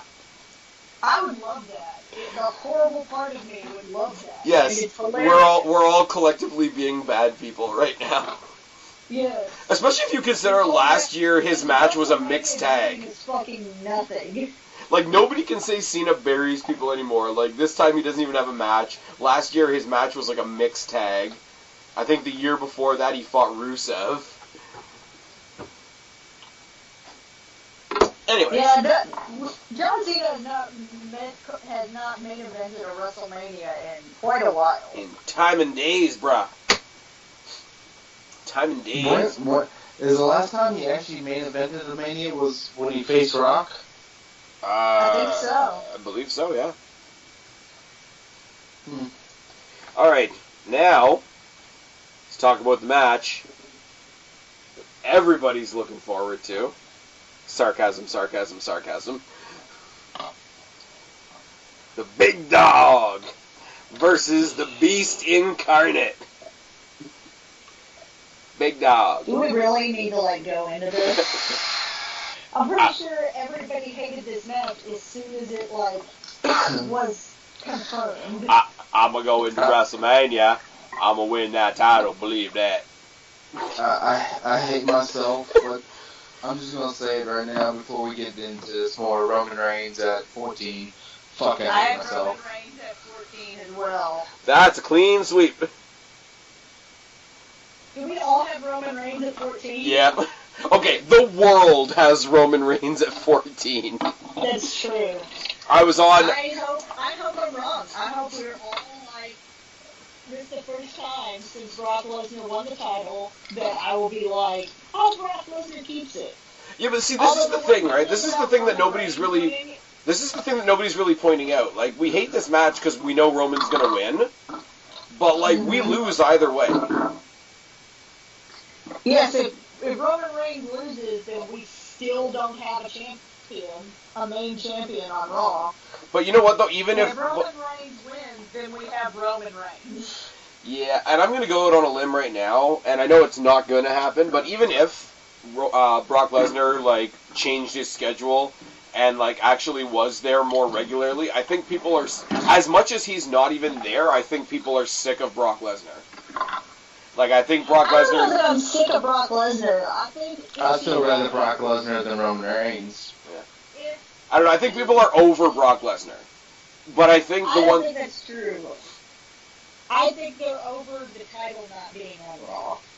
Just like I am. But I don't think people put much stake in that title either, because it's a brand new title on a guy that's never there. The plus side of that is that the Intercontinental title gets to feel like the big title on Raw. I was about to say, honestly, do we really need the what is it, the Universal Championship? The roll-up championship. We already have the most prestigious title, the IC title on Raw. Bleed that. And yes, I did forget what it was called because it hasn't been on Raw for over a year. Okay, but look at it for a second, right? Who is... Okay, take Paul Heyman out of the equation. Who's a more charismatic champion, The Miz or Brock Lesnar? Lesnar. Who's having a better title match at WrestleMania? The Miz. And Balor and Rollins. Hey, both matches have Shield members in it, though, so that's something. Dean Ambrose is just falling off the face of the earth. He's injured. Yeah, but he's still banging Renee Young, so good for him. But for the fourth year in a row, third year in a row, fourth. This is going to be fourth. 1, 2, 3, 4. Yeah, fourth year in a row, Roman Reigns will main event WrestleMania. How do you feel about that? Annoying. That's fucking annoying. That's the same reason everybody's hated John Cena for as long as they've hated John Cena. Yeah, but here's the thing, though. We've all made that same comment. But like, even at John Cena's worst, Roman Reigns is not John Cena.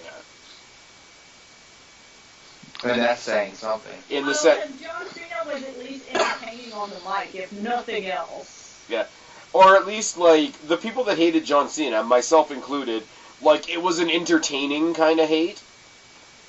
Like it was a this is fucking ridiculous kind of hate, not a okay, no, just get off my fucking screen kind of hate. Like, I was able to make Cenapocalypse, which is still one of my most viewed videos on this channel, and, yeah, did I mean everything I was saying? Yes. But I still had fun doing it. John, Vocal Aggression, who's another guy that I used to collaborate with back in the day, told me one day, because we did some preview video for something, and I ranted on Cena, and he's like, dude, you need to take all that shit and gather it up into one video and just let it all out. And I gave, like, my entire thoughts on, like, why Cena bugged me so much, why I love wrestling so much. I was sitting there, I was eating fucking dinner, I was eating fucking chicken while I was doing the fucking Cena video. Like, it was a rant, but it was fun. Like, if I did like, a Roman apocalypse, it would be 2 seconds. I'd be like, yo, guys, what's up? Fuck Roman. Bye. Like, it's not even I don't know any other way to say it other than it's not a fun hate. If John Cena, for his lack of wrestling skill and everything, I feel like John Cena was at least entertaining on the mic. Yeah. Roman Reigns is bland as vanilla ice cream. He is as bland as a beige wall. Like, he's just fucking, like, not entertaining at all. The one thing that I said, and I'm going to send another shout out to OKFabe, who wasn't able to join us tonight, but you guys should still go check out his shit. I was on his, or I wasn't on his live stream, but I was watching his live stream, and I sent him a chat thing. Here's a terrifying thought. People are already mad that we know Roman's winning this match, right? Yes. What if it's the finger poke of doom? Finger poke. Oh, God. I'd still be the same level of mad, I think. It'd be even worse. I don't know that it would make it worse for me. Because, if it's the main event and it's a finger poke of doom, piss. Well, we've already done. decided, I don't know about your group, but my group has already decided that we're leaving before that match is over. No, we're gonna stay. Monoxide knows that he's gonna stay, so I'm gonna stay. Yeah, but Monoxide's gonna stay because Vince McMahon told him to. This is true. This is true. Me and Group Johnny Thunder are fucking leaving. You're going with Thunder? Well, I'm also. Hey, tell Thunder that I say hello. I will. Good job. I also have my brother-in-law with me, so I'm sure he's not going to want to leave. We're going to Johnny Thunder's hotel that has a rooftop pool. Nice. Is that where we're filming the video? Yep, I guess. Alright. So we got one more match. And for those of you that have been paying attention, this is where I'm going to spend my one. Because I honestly, and I'm saying this in a good way, I don't think it matters either way. AJ Styles versus Shinsuke Nakamura for the WWE Championship. That's such your number one spot? That's in my number one because I don't know. Like, I'm so not able to pick one or the other, and I'm happy either way, so I don't have any bias pulling me either way either. Yeah. Okay. I have, I'll throw myself in first. I have AJ Styles, I have him at 6, so I have him middle of the road.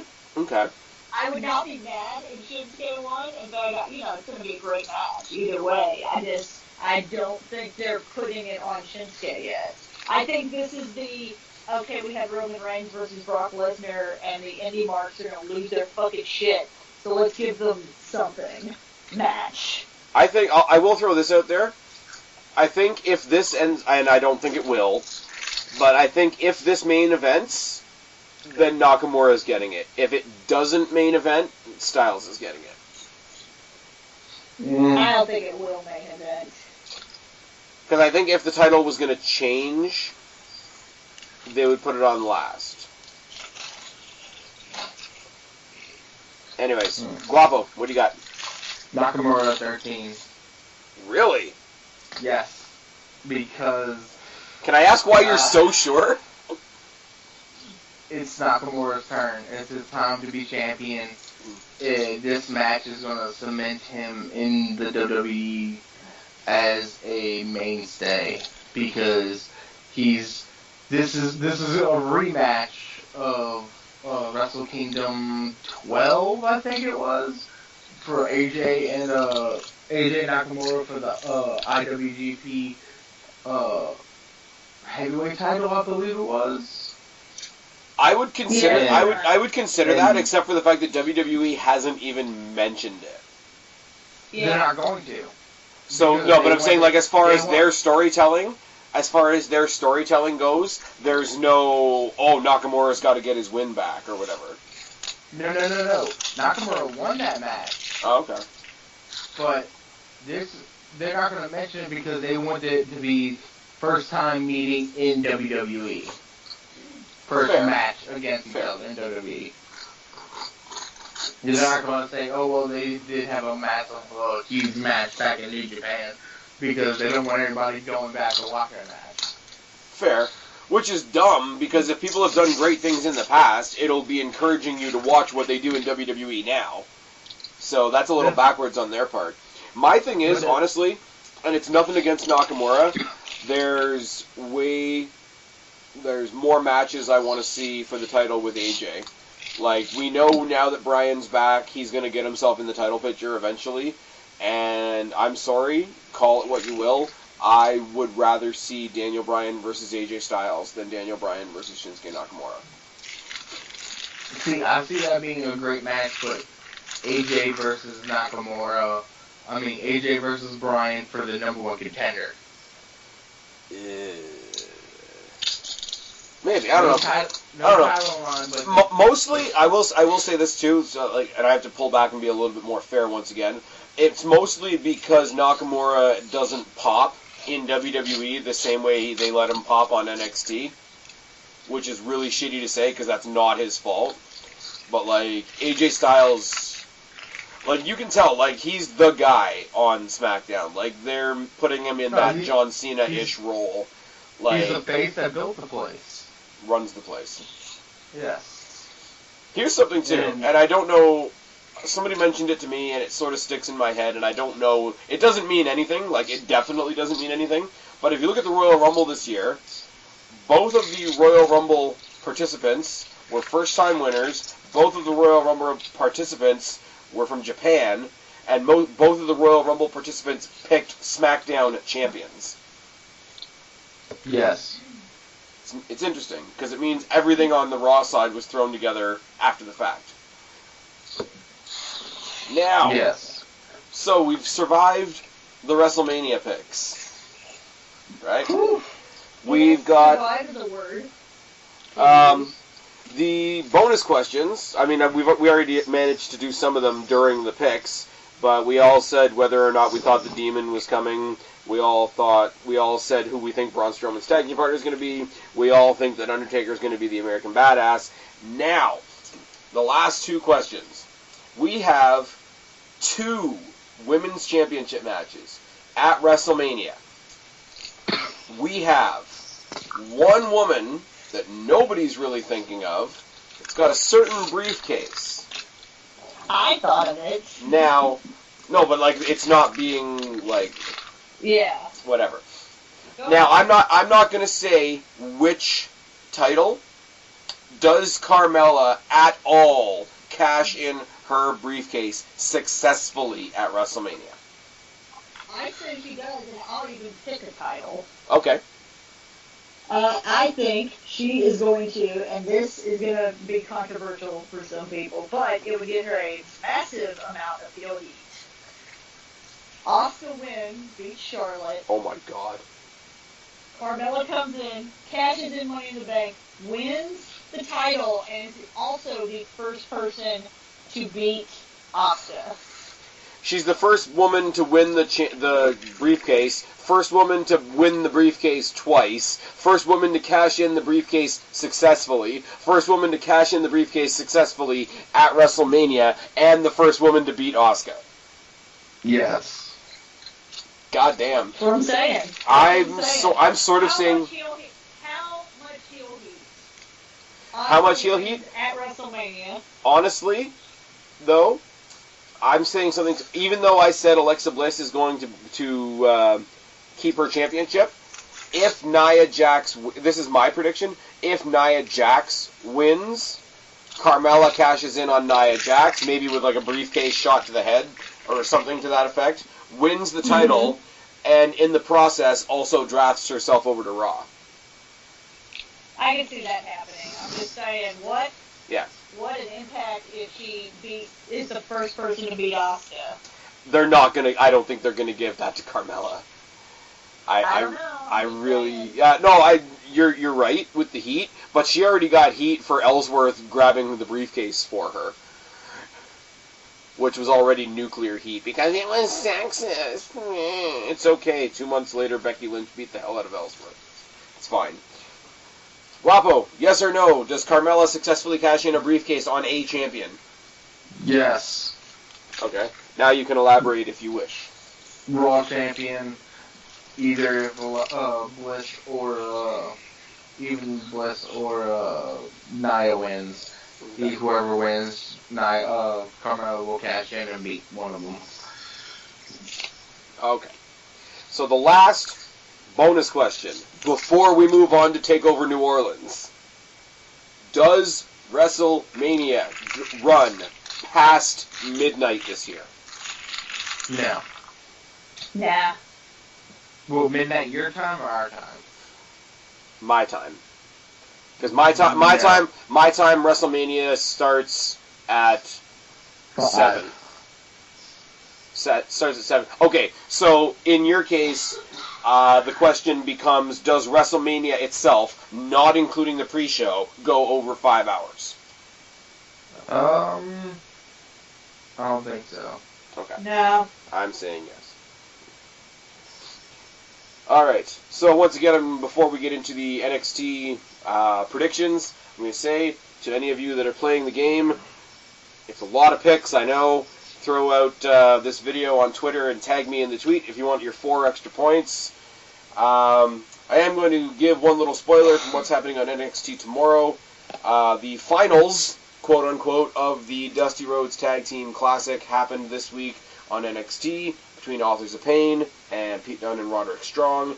The match was a no contest. William Regal came out to say that the match at TakeOver will be a triple threat between Authors of Pain. You forgot to add spoiler alert. Whatever. Spoiler alert! Spoiler alert, it's going to be a triple threat match between Authors of Pain, Pete Dunne and Roderick Strong, and the, Undisputed Era. But one of the Undisputed Era is also injured, so Adam Cole is taking his place in the tag team match, which means that Adam Cole is playing double duty on Saturday. So good for him, I hope he gets 2 paychecks. Now, all that being said, I guess that's the first match that we'll talk about. Dunne and Strong versus the Undisputed Era versus the Authors of Pain. Guapo, who you got? I got Authors of Pain, at number 1, I believe. Sorry, I clicked off of my thing. Okay. No, I'm sorry. I was just paying the 3. Okay. Kristen?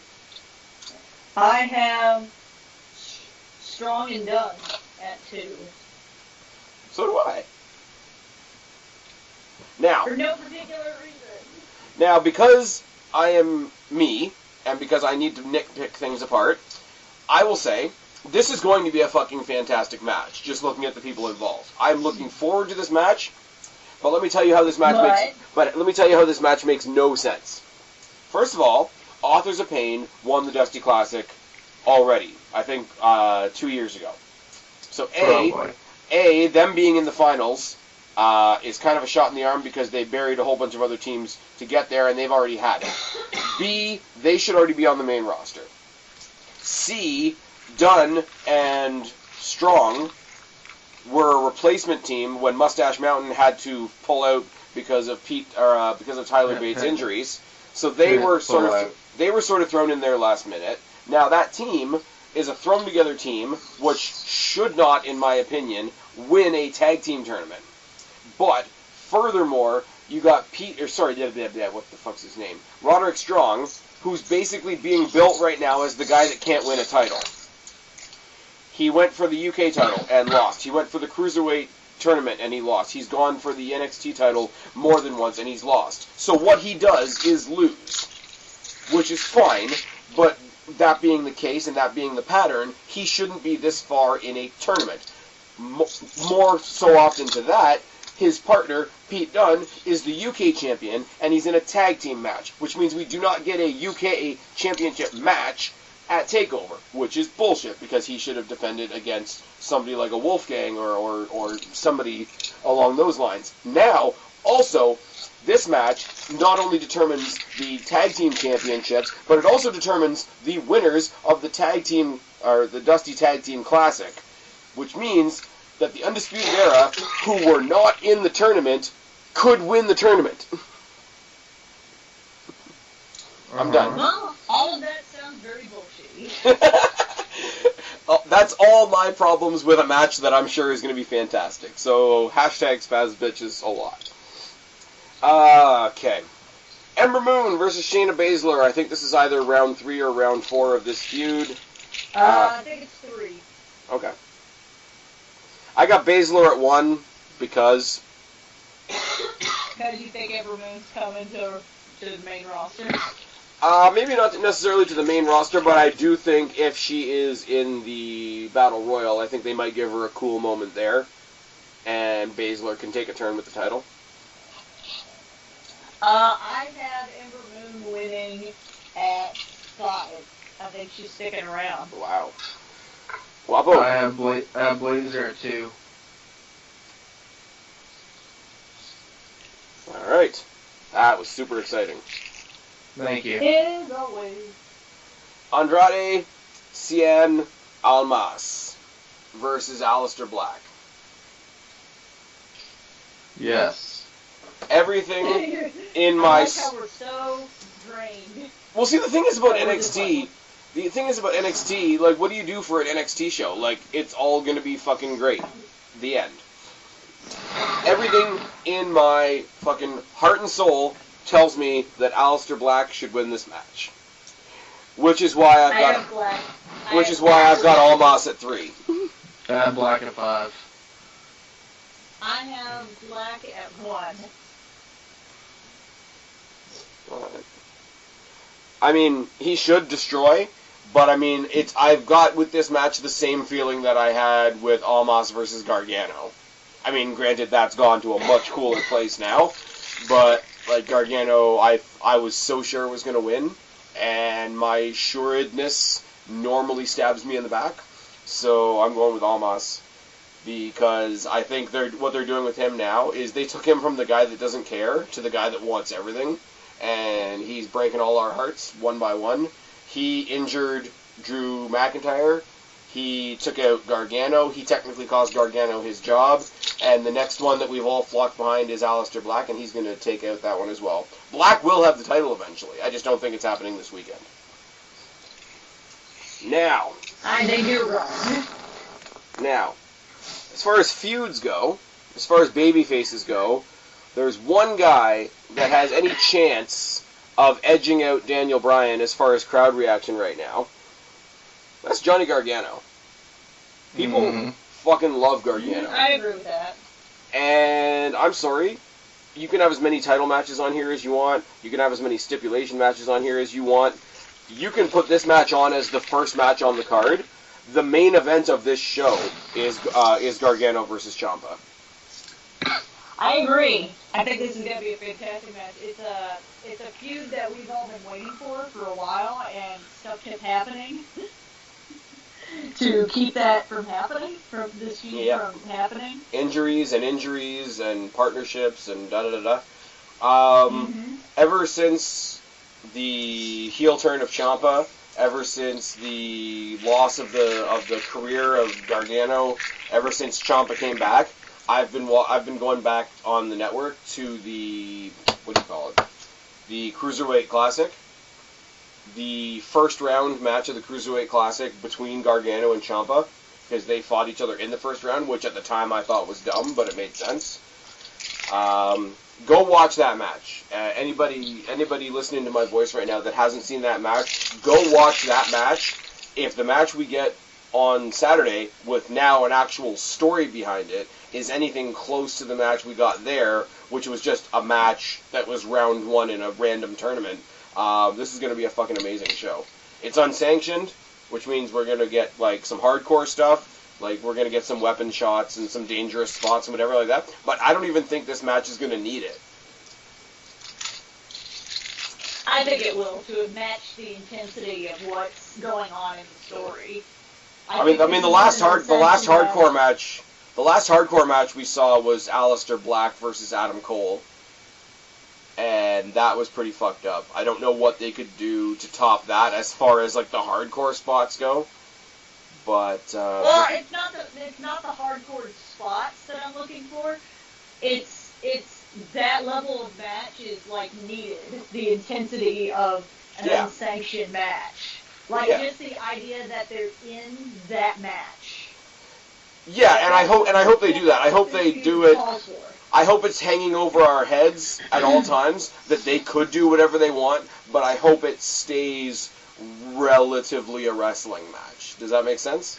Yes, we don't need to be going out in the parking lot and slamming people into cars. Oh, that was another great idea I had. If you wanted to put a big spotlight on these guys, if you did have this match be the first match on the show, and they brawled right out of the building, and you just didn't see them again, but then like WrestleMania started the next day, and they found their way down. And they found their way down the ramp, and they wrestled in front of the WrestleMania crowd, like out of nowhere.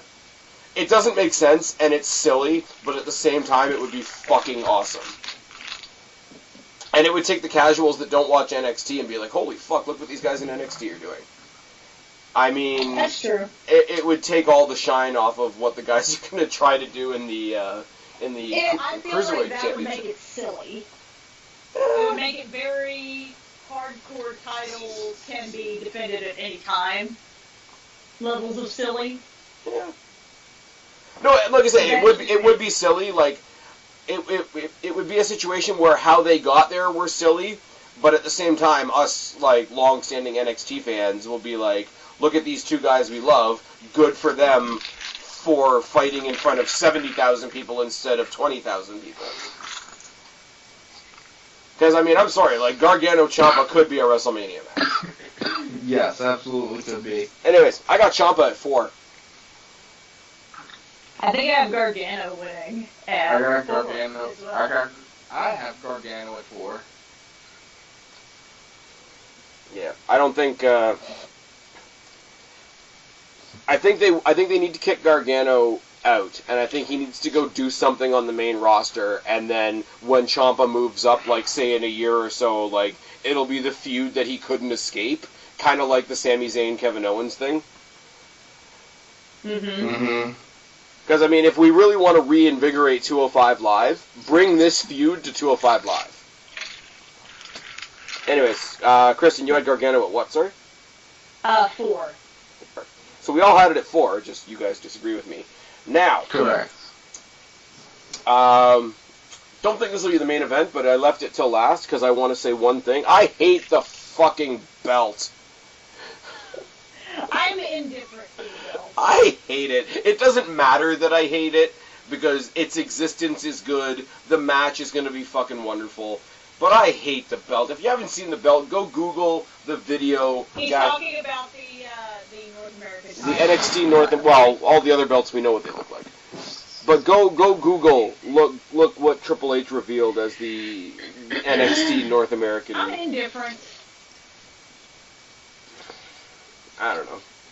I want to believe that this. A little, I think maybe the red for me throws it off. I think maybe if it was a different color. Yeah. But other than that, I'm lukewarm to it. It's the Raw North American Championship.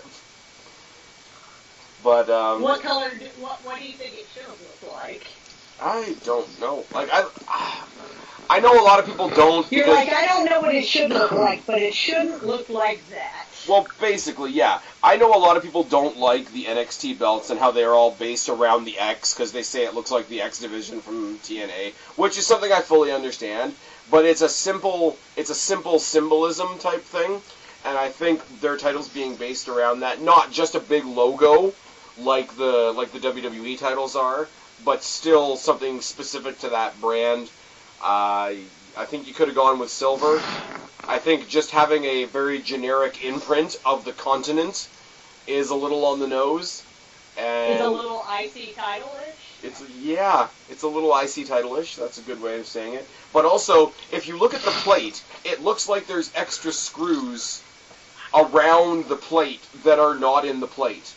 I mean, to anybody that's listening to me right now that hasn't actually seen it, you won't know what I'm talking about, but I could do without it.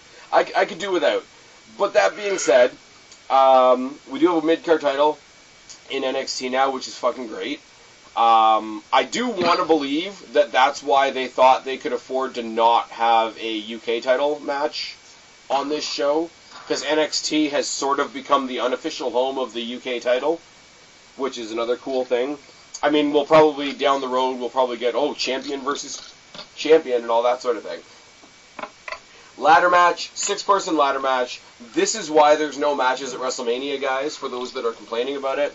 The guys in this match, I mean, Lars Sullivan, I could take or leave, I'm not going to lie. Like, he's a big dude. He's basically NXT's Braun Strowman.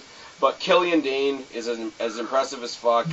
Adam Cole is mini Shawn Michaels. Velveteen Dream, Cole, baby! We got Black Goldust, and then we got the two new guys. Black Goldust? Velveteen Black Goldust and the two new guys. And the two new guys. AKA EC3. EC3, who has spent... Ricochet. EC3, who has spent far too much time in the tanning bed. That just sounds... Black Goldust and the two other guys sound like a hip indie rock band that you just haven't heard of yet. That's just so cool. No. That's the next Power Rangers. Oh my. The next Power Rangers. I don't even know what's happening right now. Black Goldust and two other guys. I don't even know what's happening right now. Oh, God. We're devolving is what's happening. It's late. We started this an hour early. I know. Oh, but wait. Do you not realize I have an 8-hour drive tomorrow? You poor thing. You're going to WrestleMania. That's true, but I still have an 8-hour drive to get there. This is you who messaged me and says, "Hey, you want to do the video early?" Sure. Okay, let me just make my picks. I have EC3 at 1, by the way. EC3 at 1. I think I have Adam Cole. I gotta look at Baby. I have Adam Cole winning. Say it correctly. Adam Cole. Baby! I'm sorry, the only one that says that is Chris Jericho, so absolutely not. Why would Chris Jericho say Adam Cole, baby? Right? He wouldn't say Adam Cole, baby, but that's the end of Chris. What are you doing? Sorry, my cat.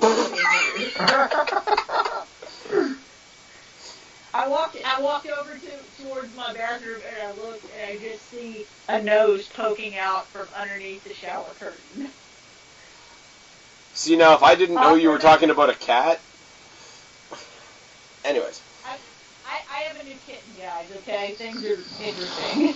Yeah, and you became a supermodel since the last time we spoke, too. I didn't become a supermodel. I took some pics for a friend who is a photographer and needed some more pics for his portfolio. Guys, Kristen is being shy right now. She became a supermodel while we were all gone. It's fine. Adam Cole's winning this, and I've got it at 5. Okay. Baby. Well, that was WrestleMania and NXT Takeover New Orleans. So, yeah, guys, give me your picks. Give me your answers to the bonus questions. I gave you all my picks. Fuck off, Guapo.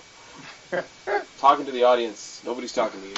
I'm sorry. Audience, I apologize. Guapo is high on some medication right now, as I think what this is. Not yet. He's still got some business to take care of. Anyways, guys, yeah, 14 matches for WrestleMania. Pick 'em and rank 'em. 5 matches for TakeOver. Pick 'em and rank 'em. Answer me those bonus questions. Tweet this out on Twitter for your 4 bonus points. Fuck, I'm tired. I think we're done. Guys, tell them where to find you. This is going to be a crazy long weekend. Yeah, you can find me on Twitter at Guapo_504. I might actually tweet this weekend, so be on the lookout. You can find me at Black Cat Feline on Twitter. I will also be tweeting this weekend. You can see me on Instagram, on Twitter, or on Instagram at Black Cat Feline. Tired. And you'll probably see more than me at work pictures, thanks to this weekend. Hey! Also, you'll find both me and Kristen at Monoxide 123, a bunch of numbers. We're gonna probably do a WrestleMania thoughts, like at post WrestleMania. Right after. Is it gonna be fearless? Probably. Yeah, I might be wearing that. I might actually. You know what? For you, Spaz, I will wear it on that show. Mwah! All right.